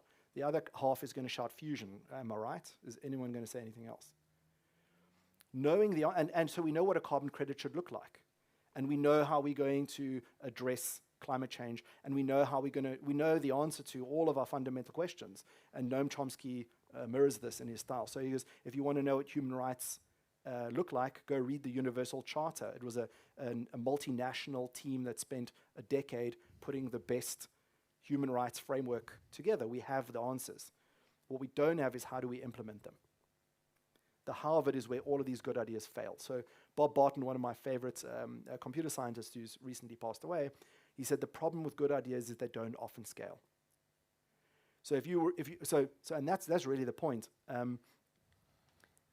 Doing something there are only two networks. And what do I mean by network? I'm talking about the abstract mathematical concept of a graph, a bunch of vertices connected by a bunch of edges. A graph can represent anything. A graph can represent the human brain. It can represent the conversation that we're having. It could represent a marketplace. There are only two ways to introduce control within a graph-like system. That is, you appoint one node within the graph with special parameters, and it determines what all the other nodes do. That's central control. The other one, there is no better term for it in English than pricing. So the way pricing does two things. It says, hang on, there's a shortage here, and it creates the incentive to address the shortage, right? What everyone has got wrong, not everyone, what 99.999% of people get wrong is they try and use a central privileged node approach as their implementation strategy to solve their problem. So, carbon credits. I promise you, I mean, having not gone into the deep legislative side of it, I can tell you there is a standard that was appointed by a committee, and it's enforced by 3 guys in Geneva, and that's carbon credits, right? So they've adopted the central node approach. That doesn't scale. So every time you want to issue a carbon credit, think about it from a very basic perspective. I take out my cell phone. I've grown a sequoia tree from yay high to yay high. It's gone from 5 kilos to 10 kilos. So I've sequestered 5 more kilos, and I've got my phone in my hand. How do I enter that into a system and get people to benefit from that? So normally you have to go and register with a central authority, and then they send an inspector out, and it takes 15 months. And by the time it's done, the data is invalid, and then they've duplicated. So we know what we're going to do. The question that we need to solve is how do we do it? So if you can think pricing, how to use proof of work, which backs Bitcoin. The first thing it was used for is to stop email spam. So the idea was pricing via processing. It costs a second of time to send a proof of work email, but it takes no time to verify. So if you're a telemarketer and you want to send 1,000 spam emails, you need 1,000 seconds, which you don't have. So you can tune the proof of work cost to an email. So just by doing that, there's no spam filter. There's no central node that's reading emails, violating your privacy to make sure what is spam and what isn't, and if it was intended for you. The simple idea, invest 10 seconds of your time or don't send an email. And by pricing it, there is no central node. It just, the problem just doesn't exist. No telemarketer is going to go buy 40,000 teraflops of compute power so he can spam you, because it's not in his incentive. So using market mechanics without money to make problems just not exist. And there's no magic node, and we're just messaging like we used to do. That's magical. Now, if you can do that for carbon credits, if you can do that for voting, if you can do that for owning property, if you can do that for basic human rights and access to resource, man, I mean, that's the world I want to live in. All right, well, now we are actually coming to an end. So thank you all for your questions, and thank you, Andrew, for sharing your knowledge with us. So now I would ask you all to transition to session 4 or lunch, depending on your schedule. But if you do have any questions for Andrew that you want to ask up front, you can come up to the stage and speak to him before your next session, but please be mindful of the time, as you only have 20 minutes to get to your next session. Thank you very much, Andrew. Thank you.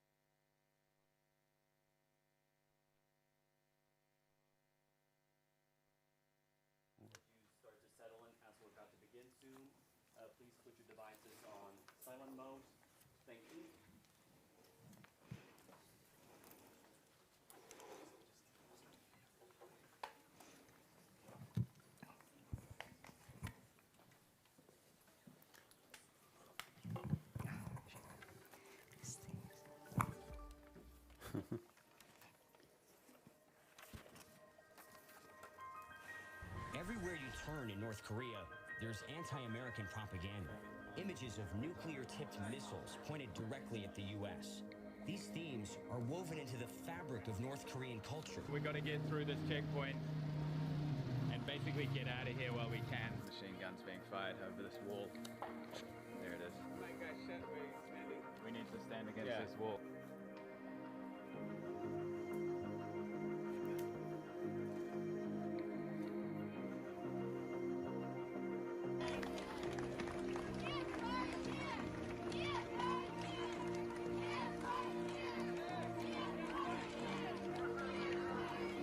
Whether the group will rewrite the Constitution or postpone the next presidential election remains to be seen. For now, Maduro has unprecedented power over a country that continues to spiral out of control.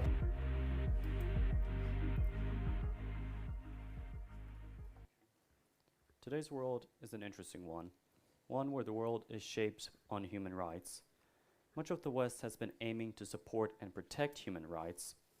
Unfortunately, some parts of the world are going the total opposite direction than the West by withholding and violating basic human rights and going as far as disregarding human life.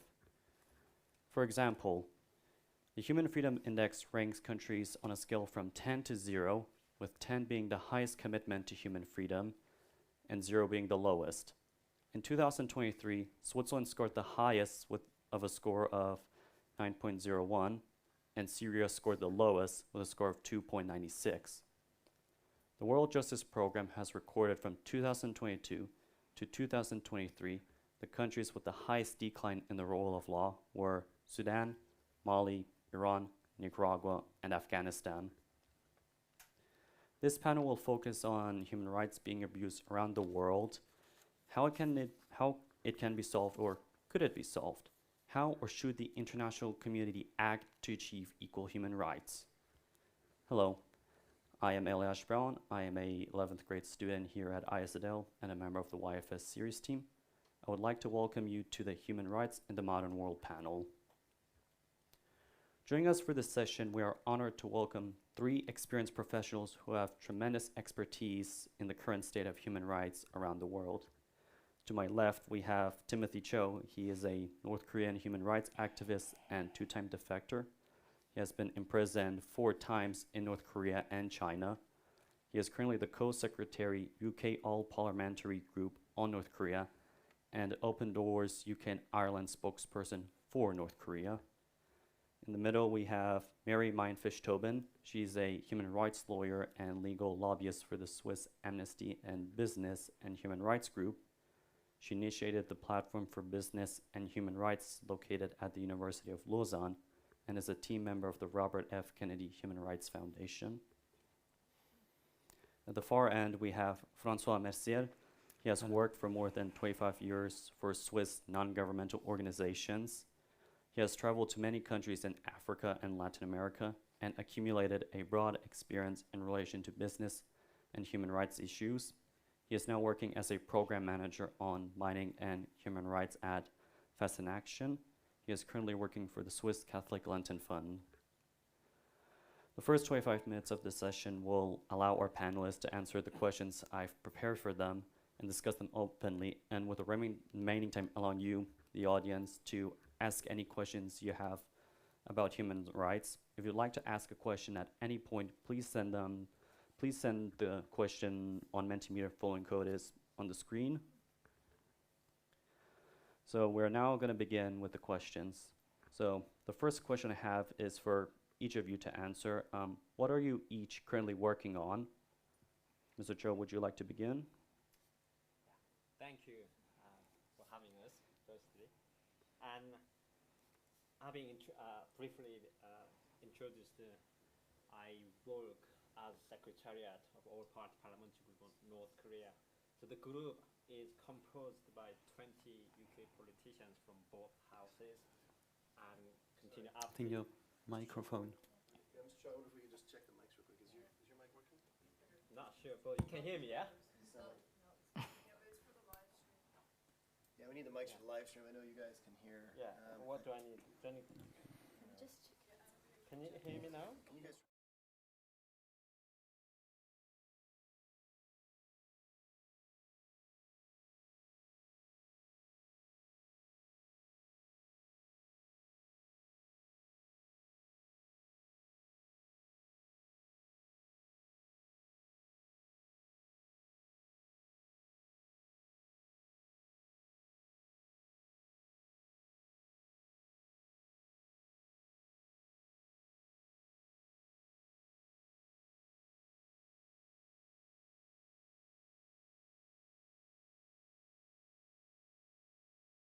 matter.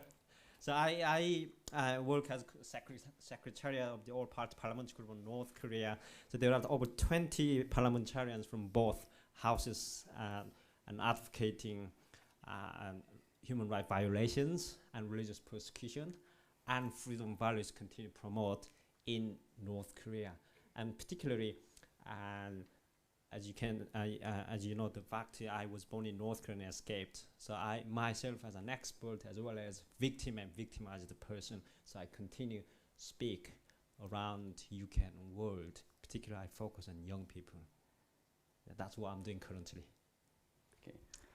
Ms. Meinfisch-Tobin, would you like to add in? Yeah, I was trying to think of what I'm working on because I think I work mostly on my family and they're exhausted from it probably. A number of years ago I was working in an American university and one day the faculty member said to me, "Oh, you're an activist," and I realized I am.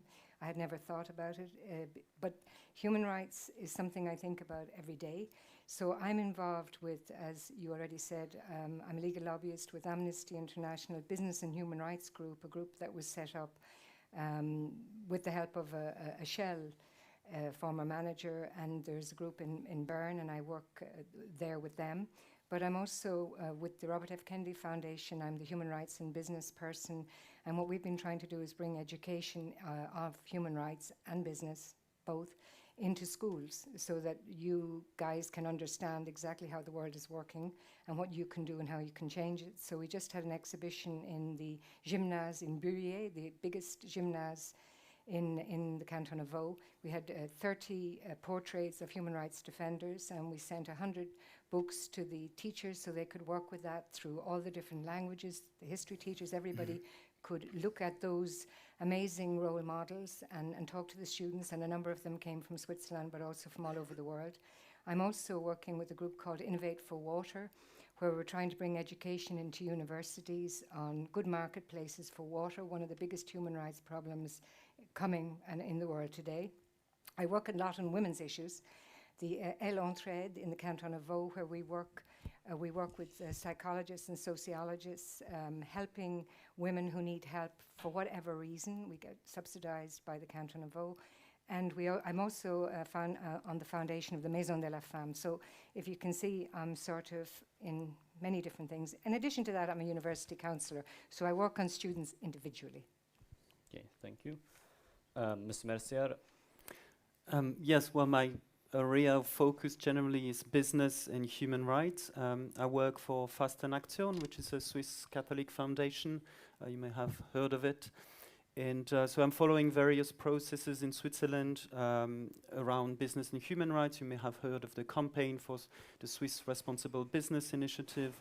But I'm also oftentimes at the UN in Geneva, the United Nations, where there's also a working group on business and human rights. And more generally, we just also look at the responsibility of Swiss companies abroad.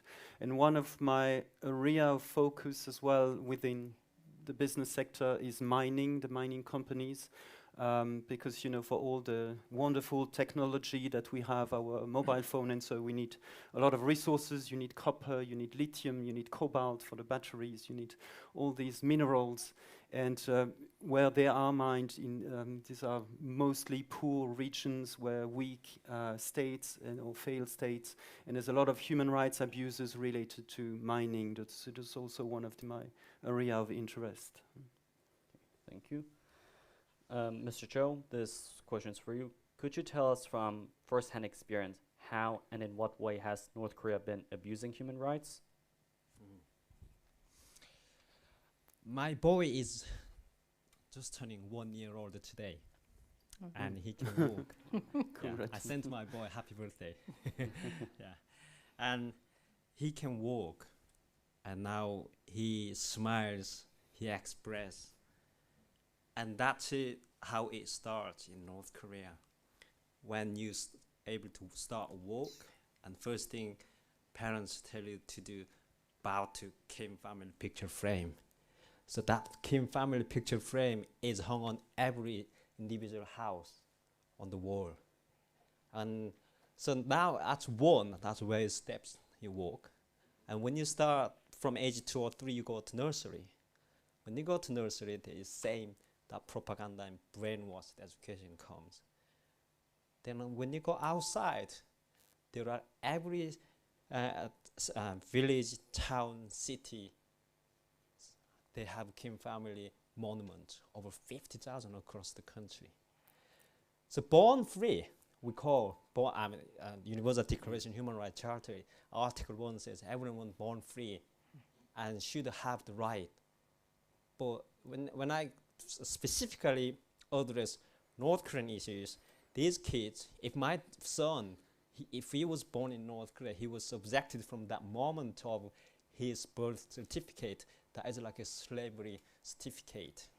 And you are now being told, demanded to give absolute loyalty and devotion, love. And if you don't, that is the consequence, which I even mentioned in my talk earlier this morning.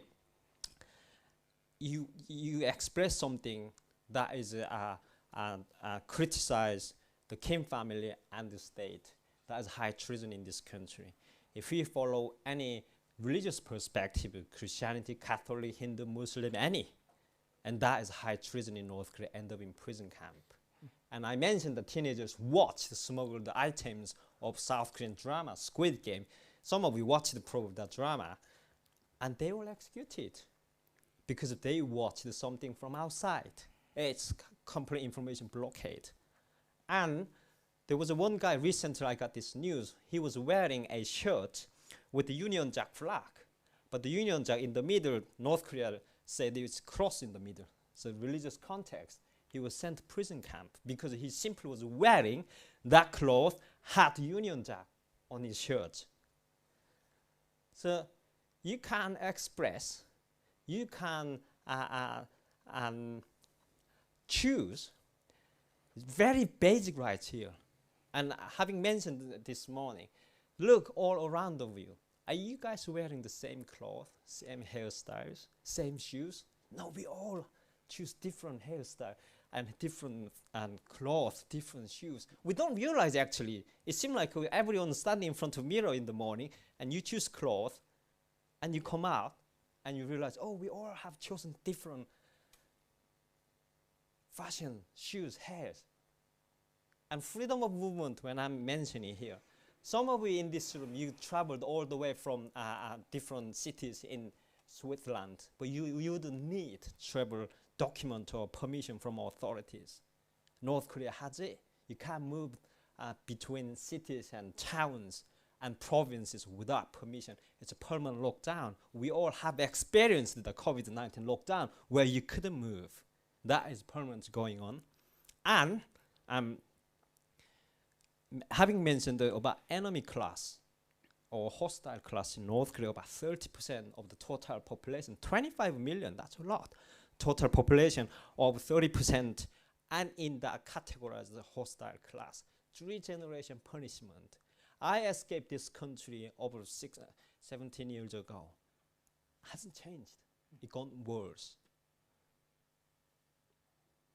And other issues which I could mention, when they escape to outside, cross the border to China, and the most victimized are women and girls, because they know they could be arrested and sent back to North Korea, end up in gulags where Hitler operated all these gulags. North Korea exactly have the same system. But in China, when they cross the border, now they are trapped by gang groups and transnational crime groups who sell them to single men, and there are many men need also wives in China as well, which have seen the recent low birth percentage in China, and every woman has price tag from age 10, 20, 30, 40, 50, and 60. So what I'm talking about here, abusing human rights, and I am here addressing the most basic thing here. And I'm glad we have one of the panelists who is working between business and human rights. There are a lot of countries, a lot of politicians, many prime ministers and presidents, they are struggle to distinguish between business and human rights, how they have to call out. So I will stop here because a lot I can tell you all day, but I need to give that opportunity to my fellow panelists as well. But that is North Korea. In the meantime, there are hundreds of thousands of prisoners in gulags at the moment, and they are being used to even weapon experiment. You heard that news in 2017. Kim Jong-un was assassinating his half-brother in Malaysia in the broad light, and used chemical weapons spread on his face, and he died in half an hour. There are tons of those chemical and biological weapons. You can't produce it without human experiment. Thank you. Yeah, sorry. Ms. Mayan Fish-Tobin, could you give us some specific examples of human rights abuses that you have observed in the business world? Well, I thought you were going to do that, but I can. There's abuses all the time in the business world. We're living in a canton here, which is quite interesting because there's an awful lot of businesses here in this canton and in Switzerland and in Ireland, where I come from, and in every country. The abuses, I don't know which specific ones I would go into. I'm going to leave that up to you. But what I would like more to talk about is the awareness in schools, in the syllabus, in universities, of human rights and business, and the impact of business on human rights globally. Because I don't know if you guys know, but business, if you look at the index of power in the world between countries and businesses, there are so many businesses up there that are more powerful than countries. And one of the things that I have been concerned about, because I'm a lawyer, is the fact that in law schools, we're not looking at teaching business and human rights. We're not looking at teaching it in engineering schools. We're not looking at teaching it in many different types of schools where people are going to be dealing with that. But I also think it should be in the syllabuses of high schools, because I think you have to start understanding how politics impacts how the world is working. So I kind of don't want to specifically talk about the question of who's not doing the right thing. I would rather maybe tell you that we were trying to set up an index of companies doing the right thing, and I said, please don't put me on the panel because I can't think of many. Ms. Messiad, this question's for you. In one of your current articles where you wrote about illegal gold mining in Colombia, could you tell us how it is possible and how it works that such illegal operations around the world exist and what threat they pose to human rights? Exactly, but I think it's important to say that, yes, business also have a responsibility to protect human rights. And this is something that maybe 20 years ago was not really accepted, but nowadays, and even though it doesn't seem to be mainstreamed in universities, but at least at the level of the United Nations or internationally, it's broadly recognized that business have a responsibility regarding human rights. And yes, I've been working on several examples. Maybe that's related to your question before. For example, 10 years ago when I arrived at Fasten-Action, we were looking at a Swiss company which had mines, copper mines in the Congo, in the Democratic Republic of the Congo, one of the poorest countries in the world. And what we saw was appalling. I mean, the mine was just rejecting wastewater without treatment into the nearby river. So you had acids and heavy metals flowing into the river and flowing to the villages nearby. And now you can imagine in a poor country when people are living from subsistence farming and suddenly the field is well, you can't grow any food anymore because of the pollution, well, then you starve, no? And these people didn't have any possibility to complain. I mean, the Congo is a weak state. The state doesn't have the capacity to make the necessary controls. So that's one of the examples we were working on. The Colombian example, which you are mentioning, was more recent. Gold is interesting as a commodity because I don't know, not many people know that Switzerland is refining about 1/3 of the gold being mined in the world. Hundreds of tons of gold are processed in Switzerland through 4 or 5 of the biggest refineries in the world. Now, none of these refinery is publishing any information, any data on where they source their gold, how much or whatever. It's completely intransparent. And we found out that one of the Swiss refinery was sourcing gold from Colombia, in one of the biggest mine in the world. And again, a lot of problems, destruction of wetlands, destruction of ecosystems, of protected species. Fishermen who used to fish in a nearby river could not fish anymore. And again, when you're living from that, you have no subsistence anymore. So again, I believe, yes, companies have a responsibility to protect human rights. One of the things which, even though that principle is accepting, one of the things which we are still lacking, is binding regulation and possibilities for victims to access justice. At the moment, business and human rights is mostly governed by voluntary guidelines. So companies may do it. Some companies are doing good things, to be honest. But if they don't do it, there's no sanction and there's nothing happening.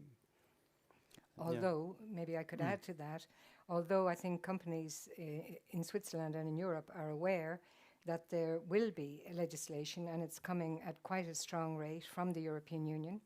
The European Parliament and the European Council yesterday agreed on the new corporate sustainability directive, which will make companies of a certain size responsible and which will put authorities into different countries to make them responsible. So the legislation is coming, and it's coming very quickly, but the governments, and that includes the government of Switzerland, are not moving fast enough to ensure that we have the legislation here in Switzerland. Exactly. Thank you. Okay, this question is for each of you to answer. It's, what do you each feel is the single greatest threat to the advancement of human rights in the present day, and what can we in the international community do to help prevent that? Mr. Cho, would you like to? Thank you. That's very important question, and I like it. And we are in Switzerland. Do you know what you have in this country? United Nations. And why we have established this United Nations? And even 1948, after Second World War, and massive millions of persecution, genocide, and killing. And we said never again. And that's why we brought this United Nations and human rights charters as well. But how many countries and how many population now are going through this suffering? And this suffer will come exactly if we close our eye. We may have closed our one side eye, but if we continue to close both side eyes, that will come to you. That these charters and all institutions we have established because of for new generations to come. Why we said never again. But great suffering, violations, persecution are right now happening. And you think you can't do much. This was what Einstein said, the world will not be destroyed by those who do evil, but by those who watch them without doing anything. Not big task, talk about it. Don't be silent and express it. Social media, schools, colleges, universities, and we have a great platform these days. And this is what I'm doing, my part, but your part, and you will have each one of you what gift you have in your heart and use it. I think that's why I'm here today, to encourage you to do. Yeah, so I am a kind of a Celt, I come from a Celtic country, so I want to talk to you about soul, and I heard it in another discussion about courage. The biggest problems in the world today is corruption. The biggest problem for me is inequality. The biggest problem probably in relation to human beings is fear. We're afraid to confront the inevitable, which is we will all die. And it's very Irish, sorry about that. We talk about that a lot, but it is true. It is true. Because if we were less fearful and if we just tried to do what was right, the world would be a different place. I think it's very important. Kindness is very important. Kindness to each other. I heard an amazing man called Edgar Morin. He's the father of complexity. UNESCO has him up there. He's 93 years old, a sociologist. And he said, education is failing because we're not teaching people to love each other. And I think that sounds really corny, I know that. But I think if there was more kindness, there might be less conflict, there might be less wars, there might be less trying to get just profit. And you know, you can't die with money. And I didn't agree with somebody I heard in another panel which said everybody wants to be a banker and earn money. That's not been my experience with you guys. My experience with your generation has been you want to have a purpose. You want to know what you're going to do. And you need to know who you're going to work for and why. Thank you. Inequality and corruption. Mr. Messier?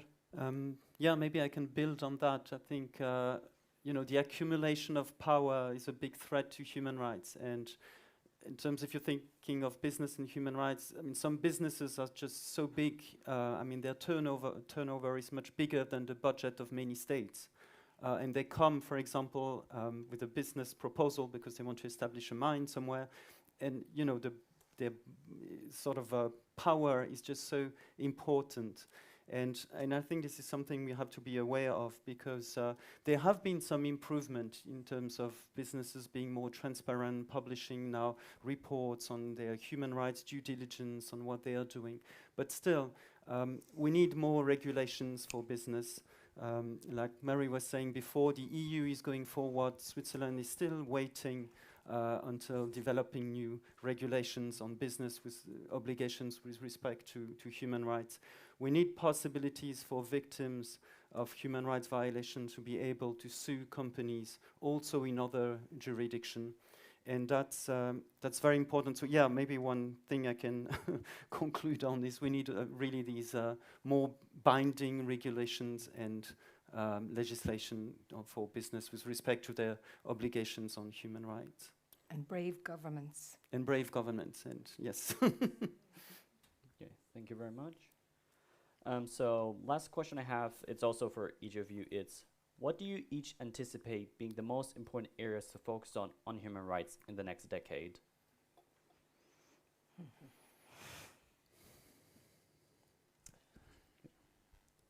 Thank you. I did not know who I was when I age 7, when the first Kim died. I actually thought my God died, and for 3 days I did not eat and sleep and cry. And I asked my father, "Father, our God died. What are we going to do?" And my father told me, "No, he's not died. He lives in our heart forever." And he said, "We are not following the second Kim, and they now have a third Kim. In order to preserve that regime and dynasty, they do everything, even assassinate their activists on foreign soils." So something like what I do, or even and she's sitting next to me. She was different context, but she was sacked 3 times because of what she expressed against the injustice. For my case, I express what I'm doing against a regime like North Korea. I could be assassinated on foreign soil. So there is a cost and risk, sacrifice. I achieved my freedom through sacrifice.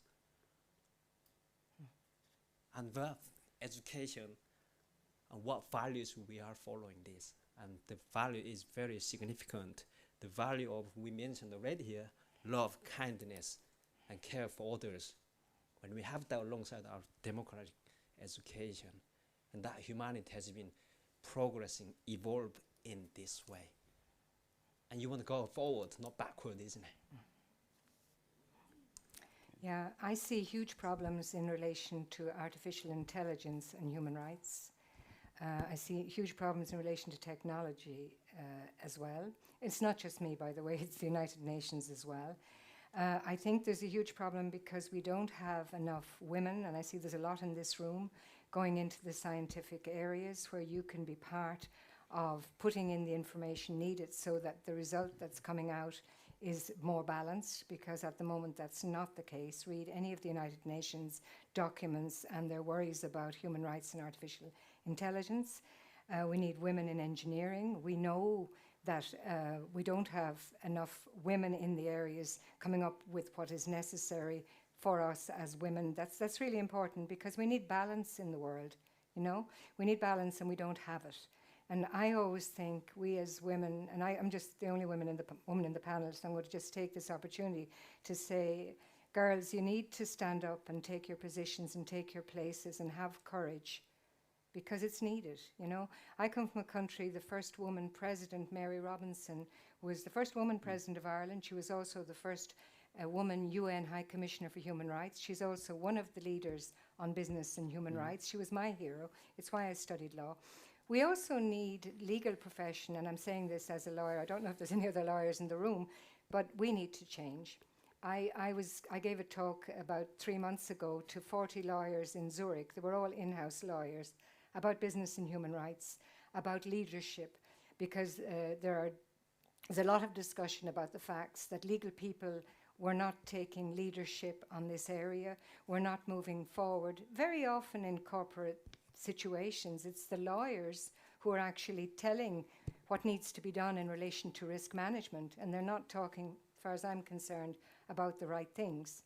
You know, that's, I hope there's not any other lawyer in the room, but that's what I feel. That's what I feel.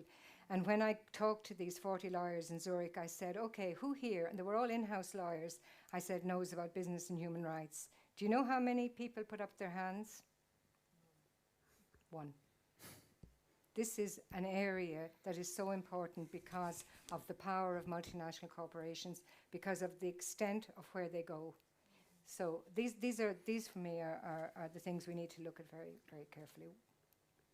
Okay, would you like to add in? Yeah, no, if I think of the future, I think we will face many challenges, and, you know, things like equality, freedom, justice is not something that we should be taking for granted. And this is something you always have to fight for it. I mean, Mr. Cho, you were saying what Switzerland is the top 1 in the ranking for freedom, and so it might not always be so. And, you know, countries are changing suddenly. If you think of, I don't know, so the Human Rights Council, for example, at the United Nations, the 5 permanent members who are supposed to be here for, well, to work for the best in the world, the UK, France, Russia, China, and the US. I mean, none of them is respecting human rights internationally. So how can that work? You know, this is something, you know, we always have to fight for it. So you are the younger generation, and please never give up, and and always fight for human rights. Yeah. If we become one of the 5 Security Council members, presidents, don't forget what we had this discussion today. Okay, that is all I have in terms of questions. So we are now going to take a 2-minute break to allow you to process all of this information you just heard, and you can also take the time to finalize your question for our panelists. You could also ask a question in person by just raising your hand. Please state your name, your school, and your question. Please keep the questions brief, as I will try to tell as many as possible. Thank you.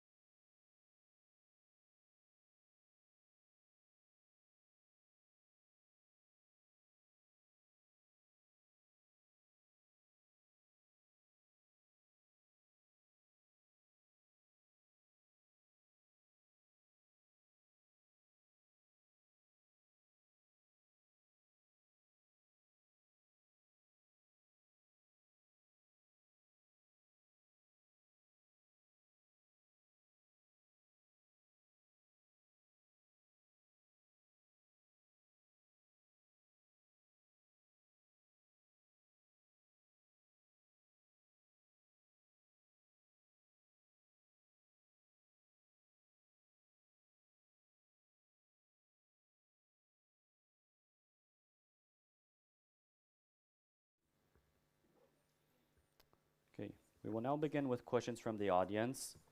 So, okay, I see a lot of hands are up. So. On a local level, what would you say is the Swiss government doing to inhibit human rights abuses by Swiss companies, and is it enough? Go first. Are you asking me? No, it's definitely not enough. you know, we had this whole campaign in 2020 on the Swiss Responsible Business Initiative, which was basically saying companies have a responsibility, they should exert due diligence, and they should be liable in case there's a human rights violation. And the government was completely against. It was a big campaign and saying, no, no, no, we don't want that.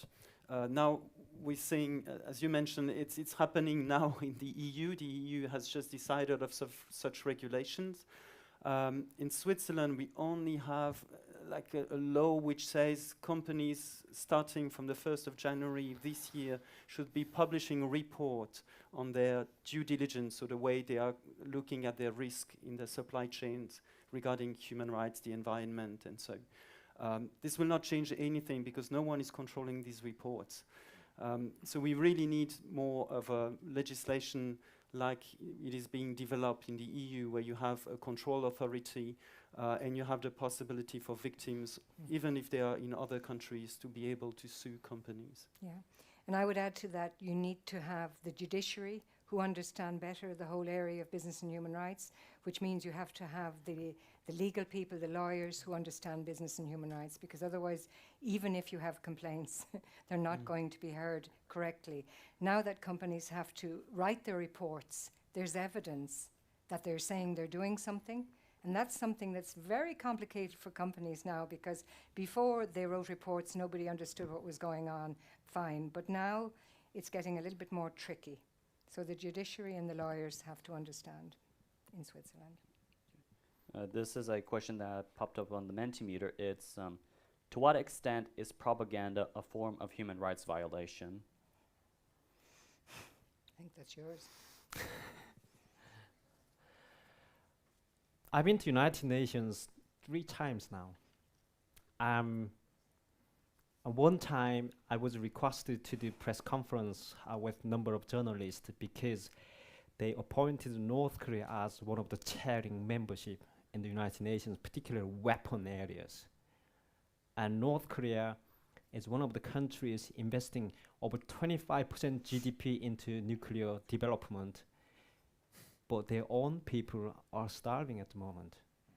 So when we talk about here, propaganda, such as United Nations or even European Union, and look carefully, and how this kind of decision happens. Is it depends on, because we talk about business and human rights, those number of countries who are donating more money in the United Nations, that decision is very biased to make, such as this case.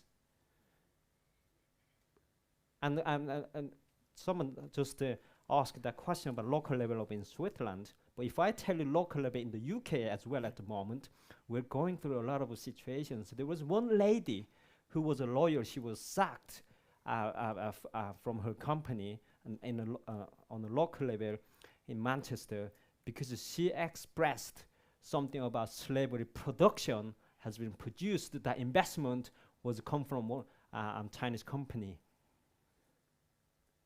I love Chinese people. I married to someone who was born in China. But I have to clearly distinguish here between the government and that leader who impose such things and suppress and controls their voice.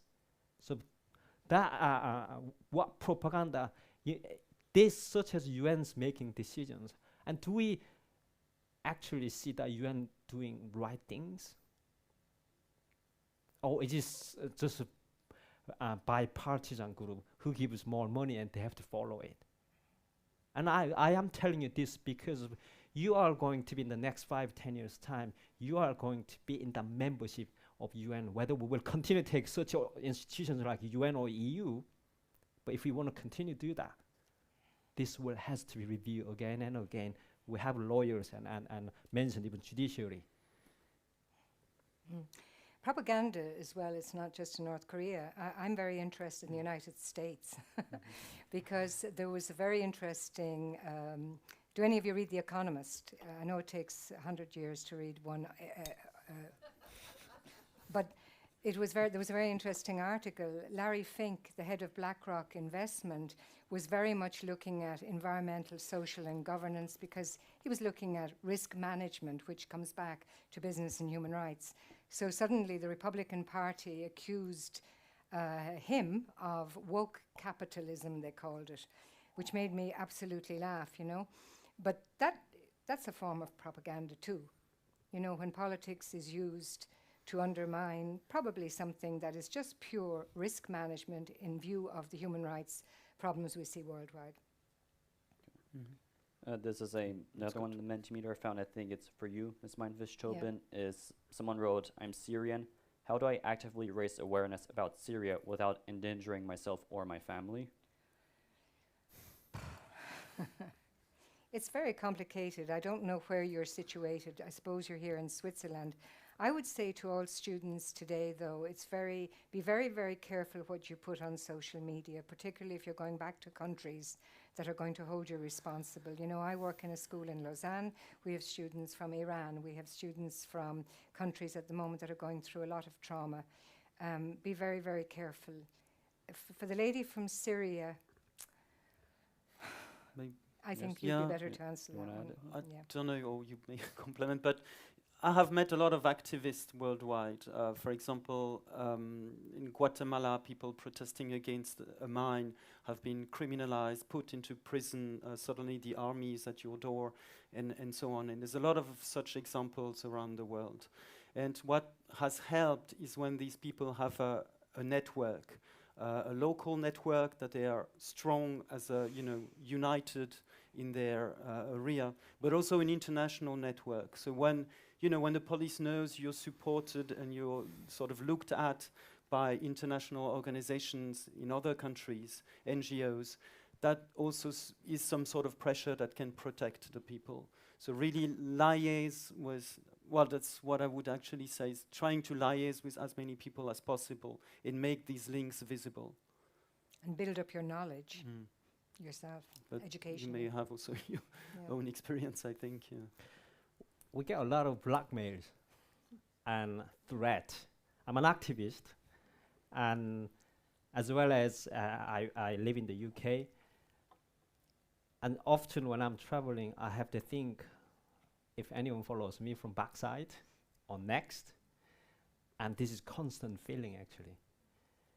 But I always look at myself when I could not have access to pen and education in North Korea. I did not know who I was.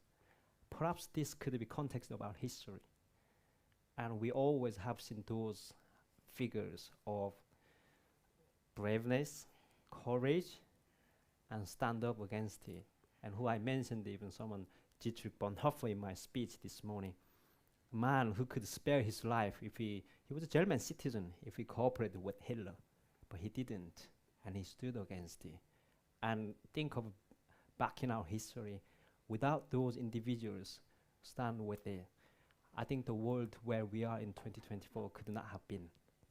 And human rights violations, darkness, persecution is the context, past, present, and future. And Syria, I know the Assad regime, if I carefully mention it, I do have to use that word, reference regime. And they also get support from North Korea weapons. And North Korean weapons being used in Ukraine and in war as well against Ukrainian people. And someone like myself, and if I continue not tell, or if you're not going to tell what the regime of Assad has been doing, that will be buried. And one day, like I asked my parents, why could you not stand against the Kim family regime? And now when I was born, that prison country was there. Once it is taken, once it is gone, you have to pay a huge amount of cost and price to bring it back. Follow your heart. Maybe become a lawyer. Yeah, good. For the Syrian question, maybe become a lawyer, because then you will be able to work out exactly how you want to approach it. Okay. Let's see. Yeah, we have a question up front. Yeah, here as well. Thank you very much. I actually have a question for Mr. Cho. So you talked a lot about how in North Korea the regime brainwashes the population, etc. You also mentioned a class system in the country. I was just wondering if, I'm assuming that obviously most people are not extremely aware that they're being brainwashed.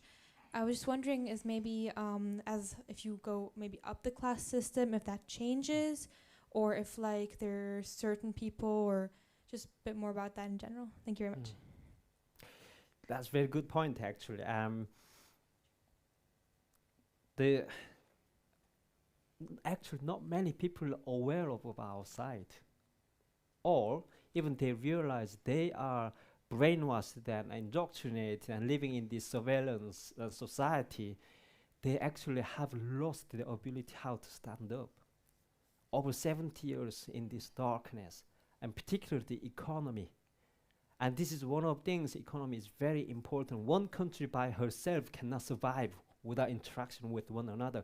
China, Vietnam, which what I did write my dissertation and analyzing carefully in these communist dictatorship countries. But China, Vietnam, they don't have a story of hunger today.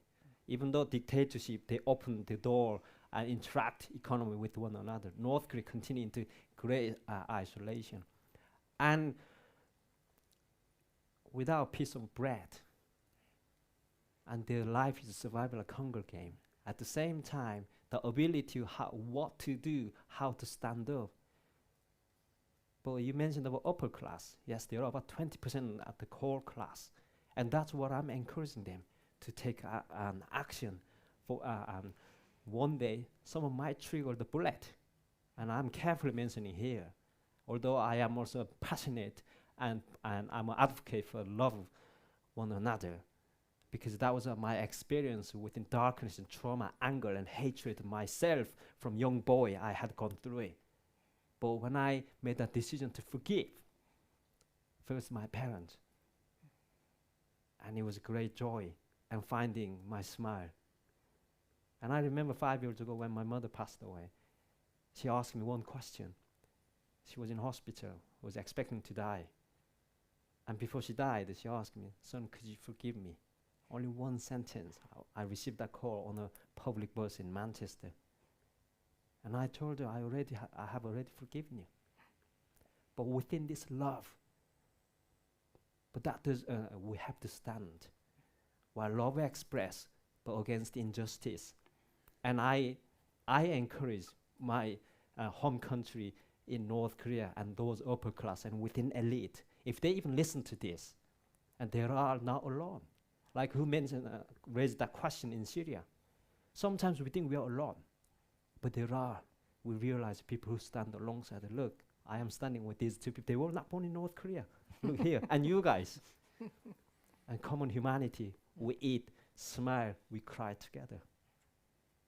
Thank you. Unfortunately, that is all the time we have, as today's session is now coming to an end. Please join me in thanking the panelists for sharing their experience and knowledge into our very important topic. Thank you.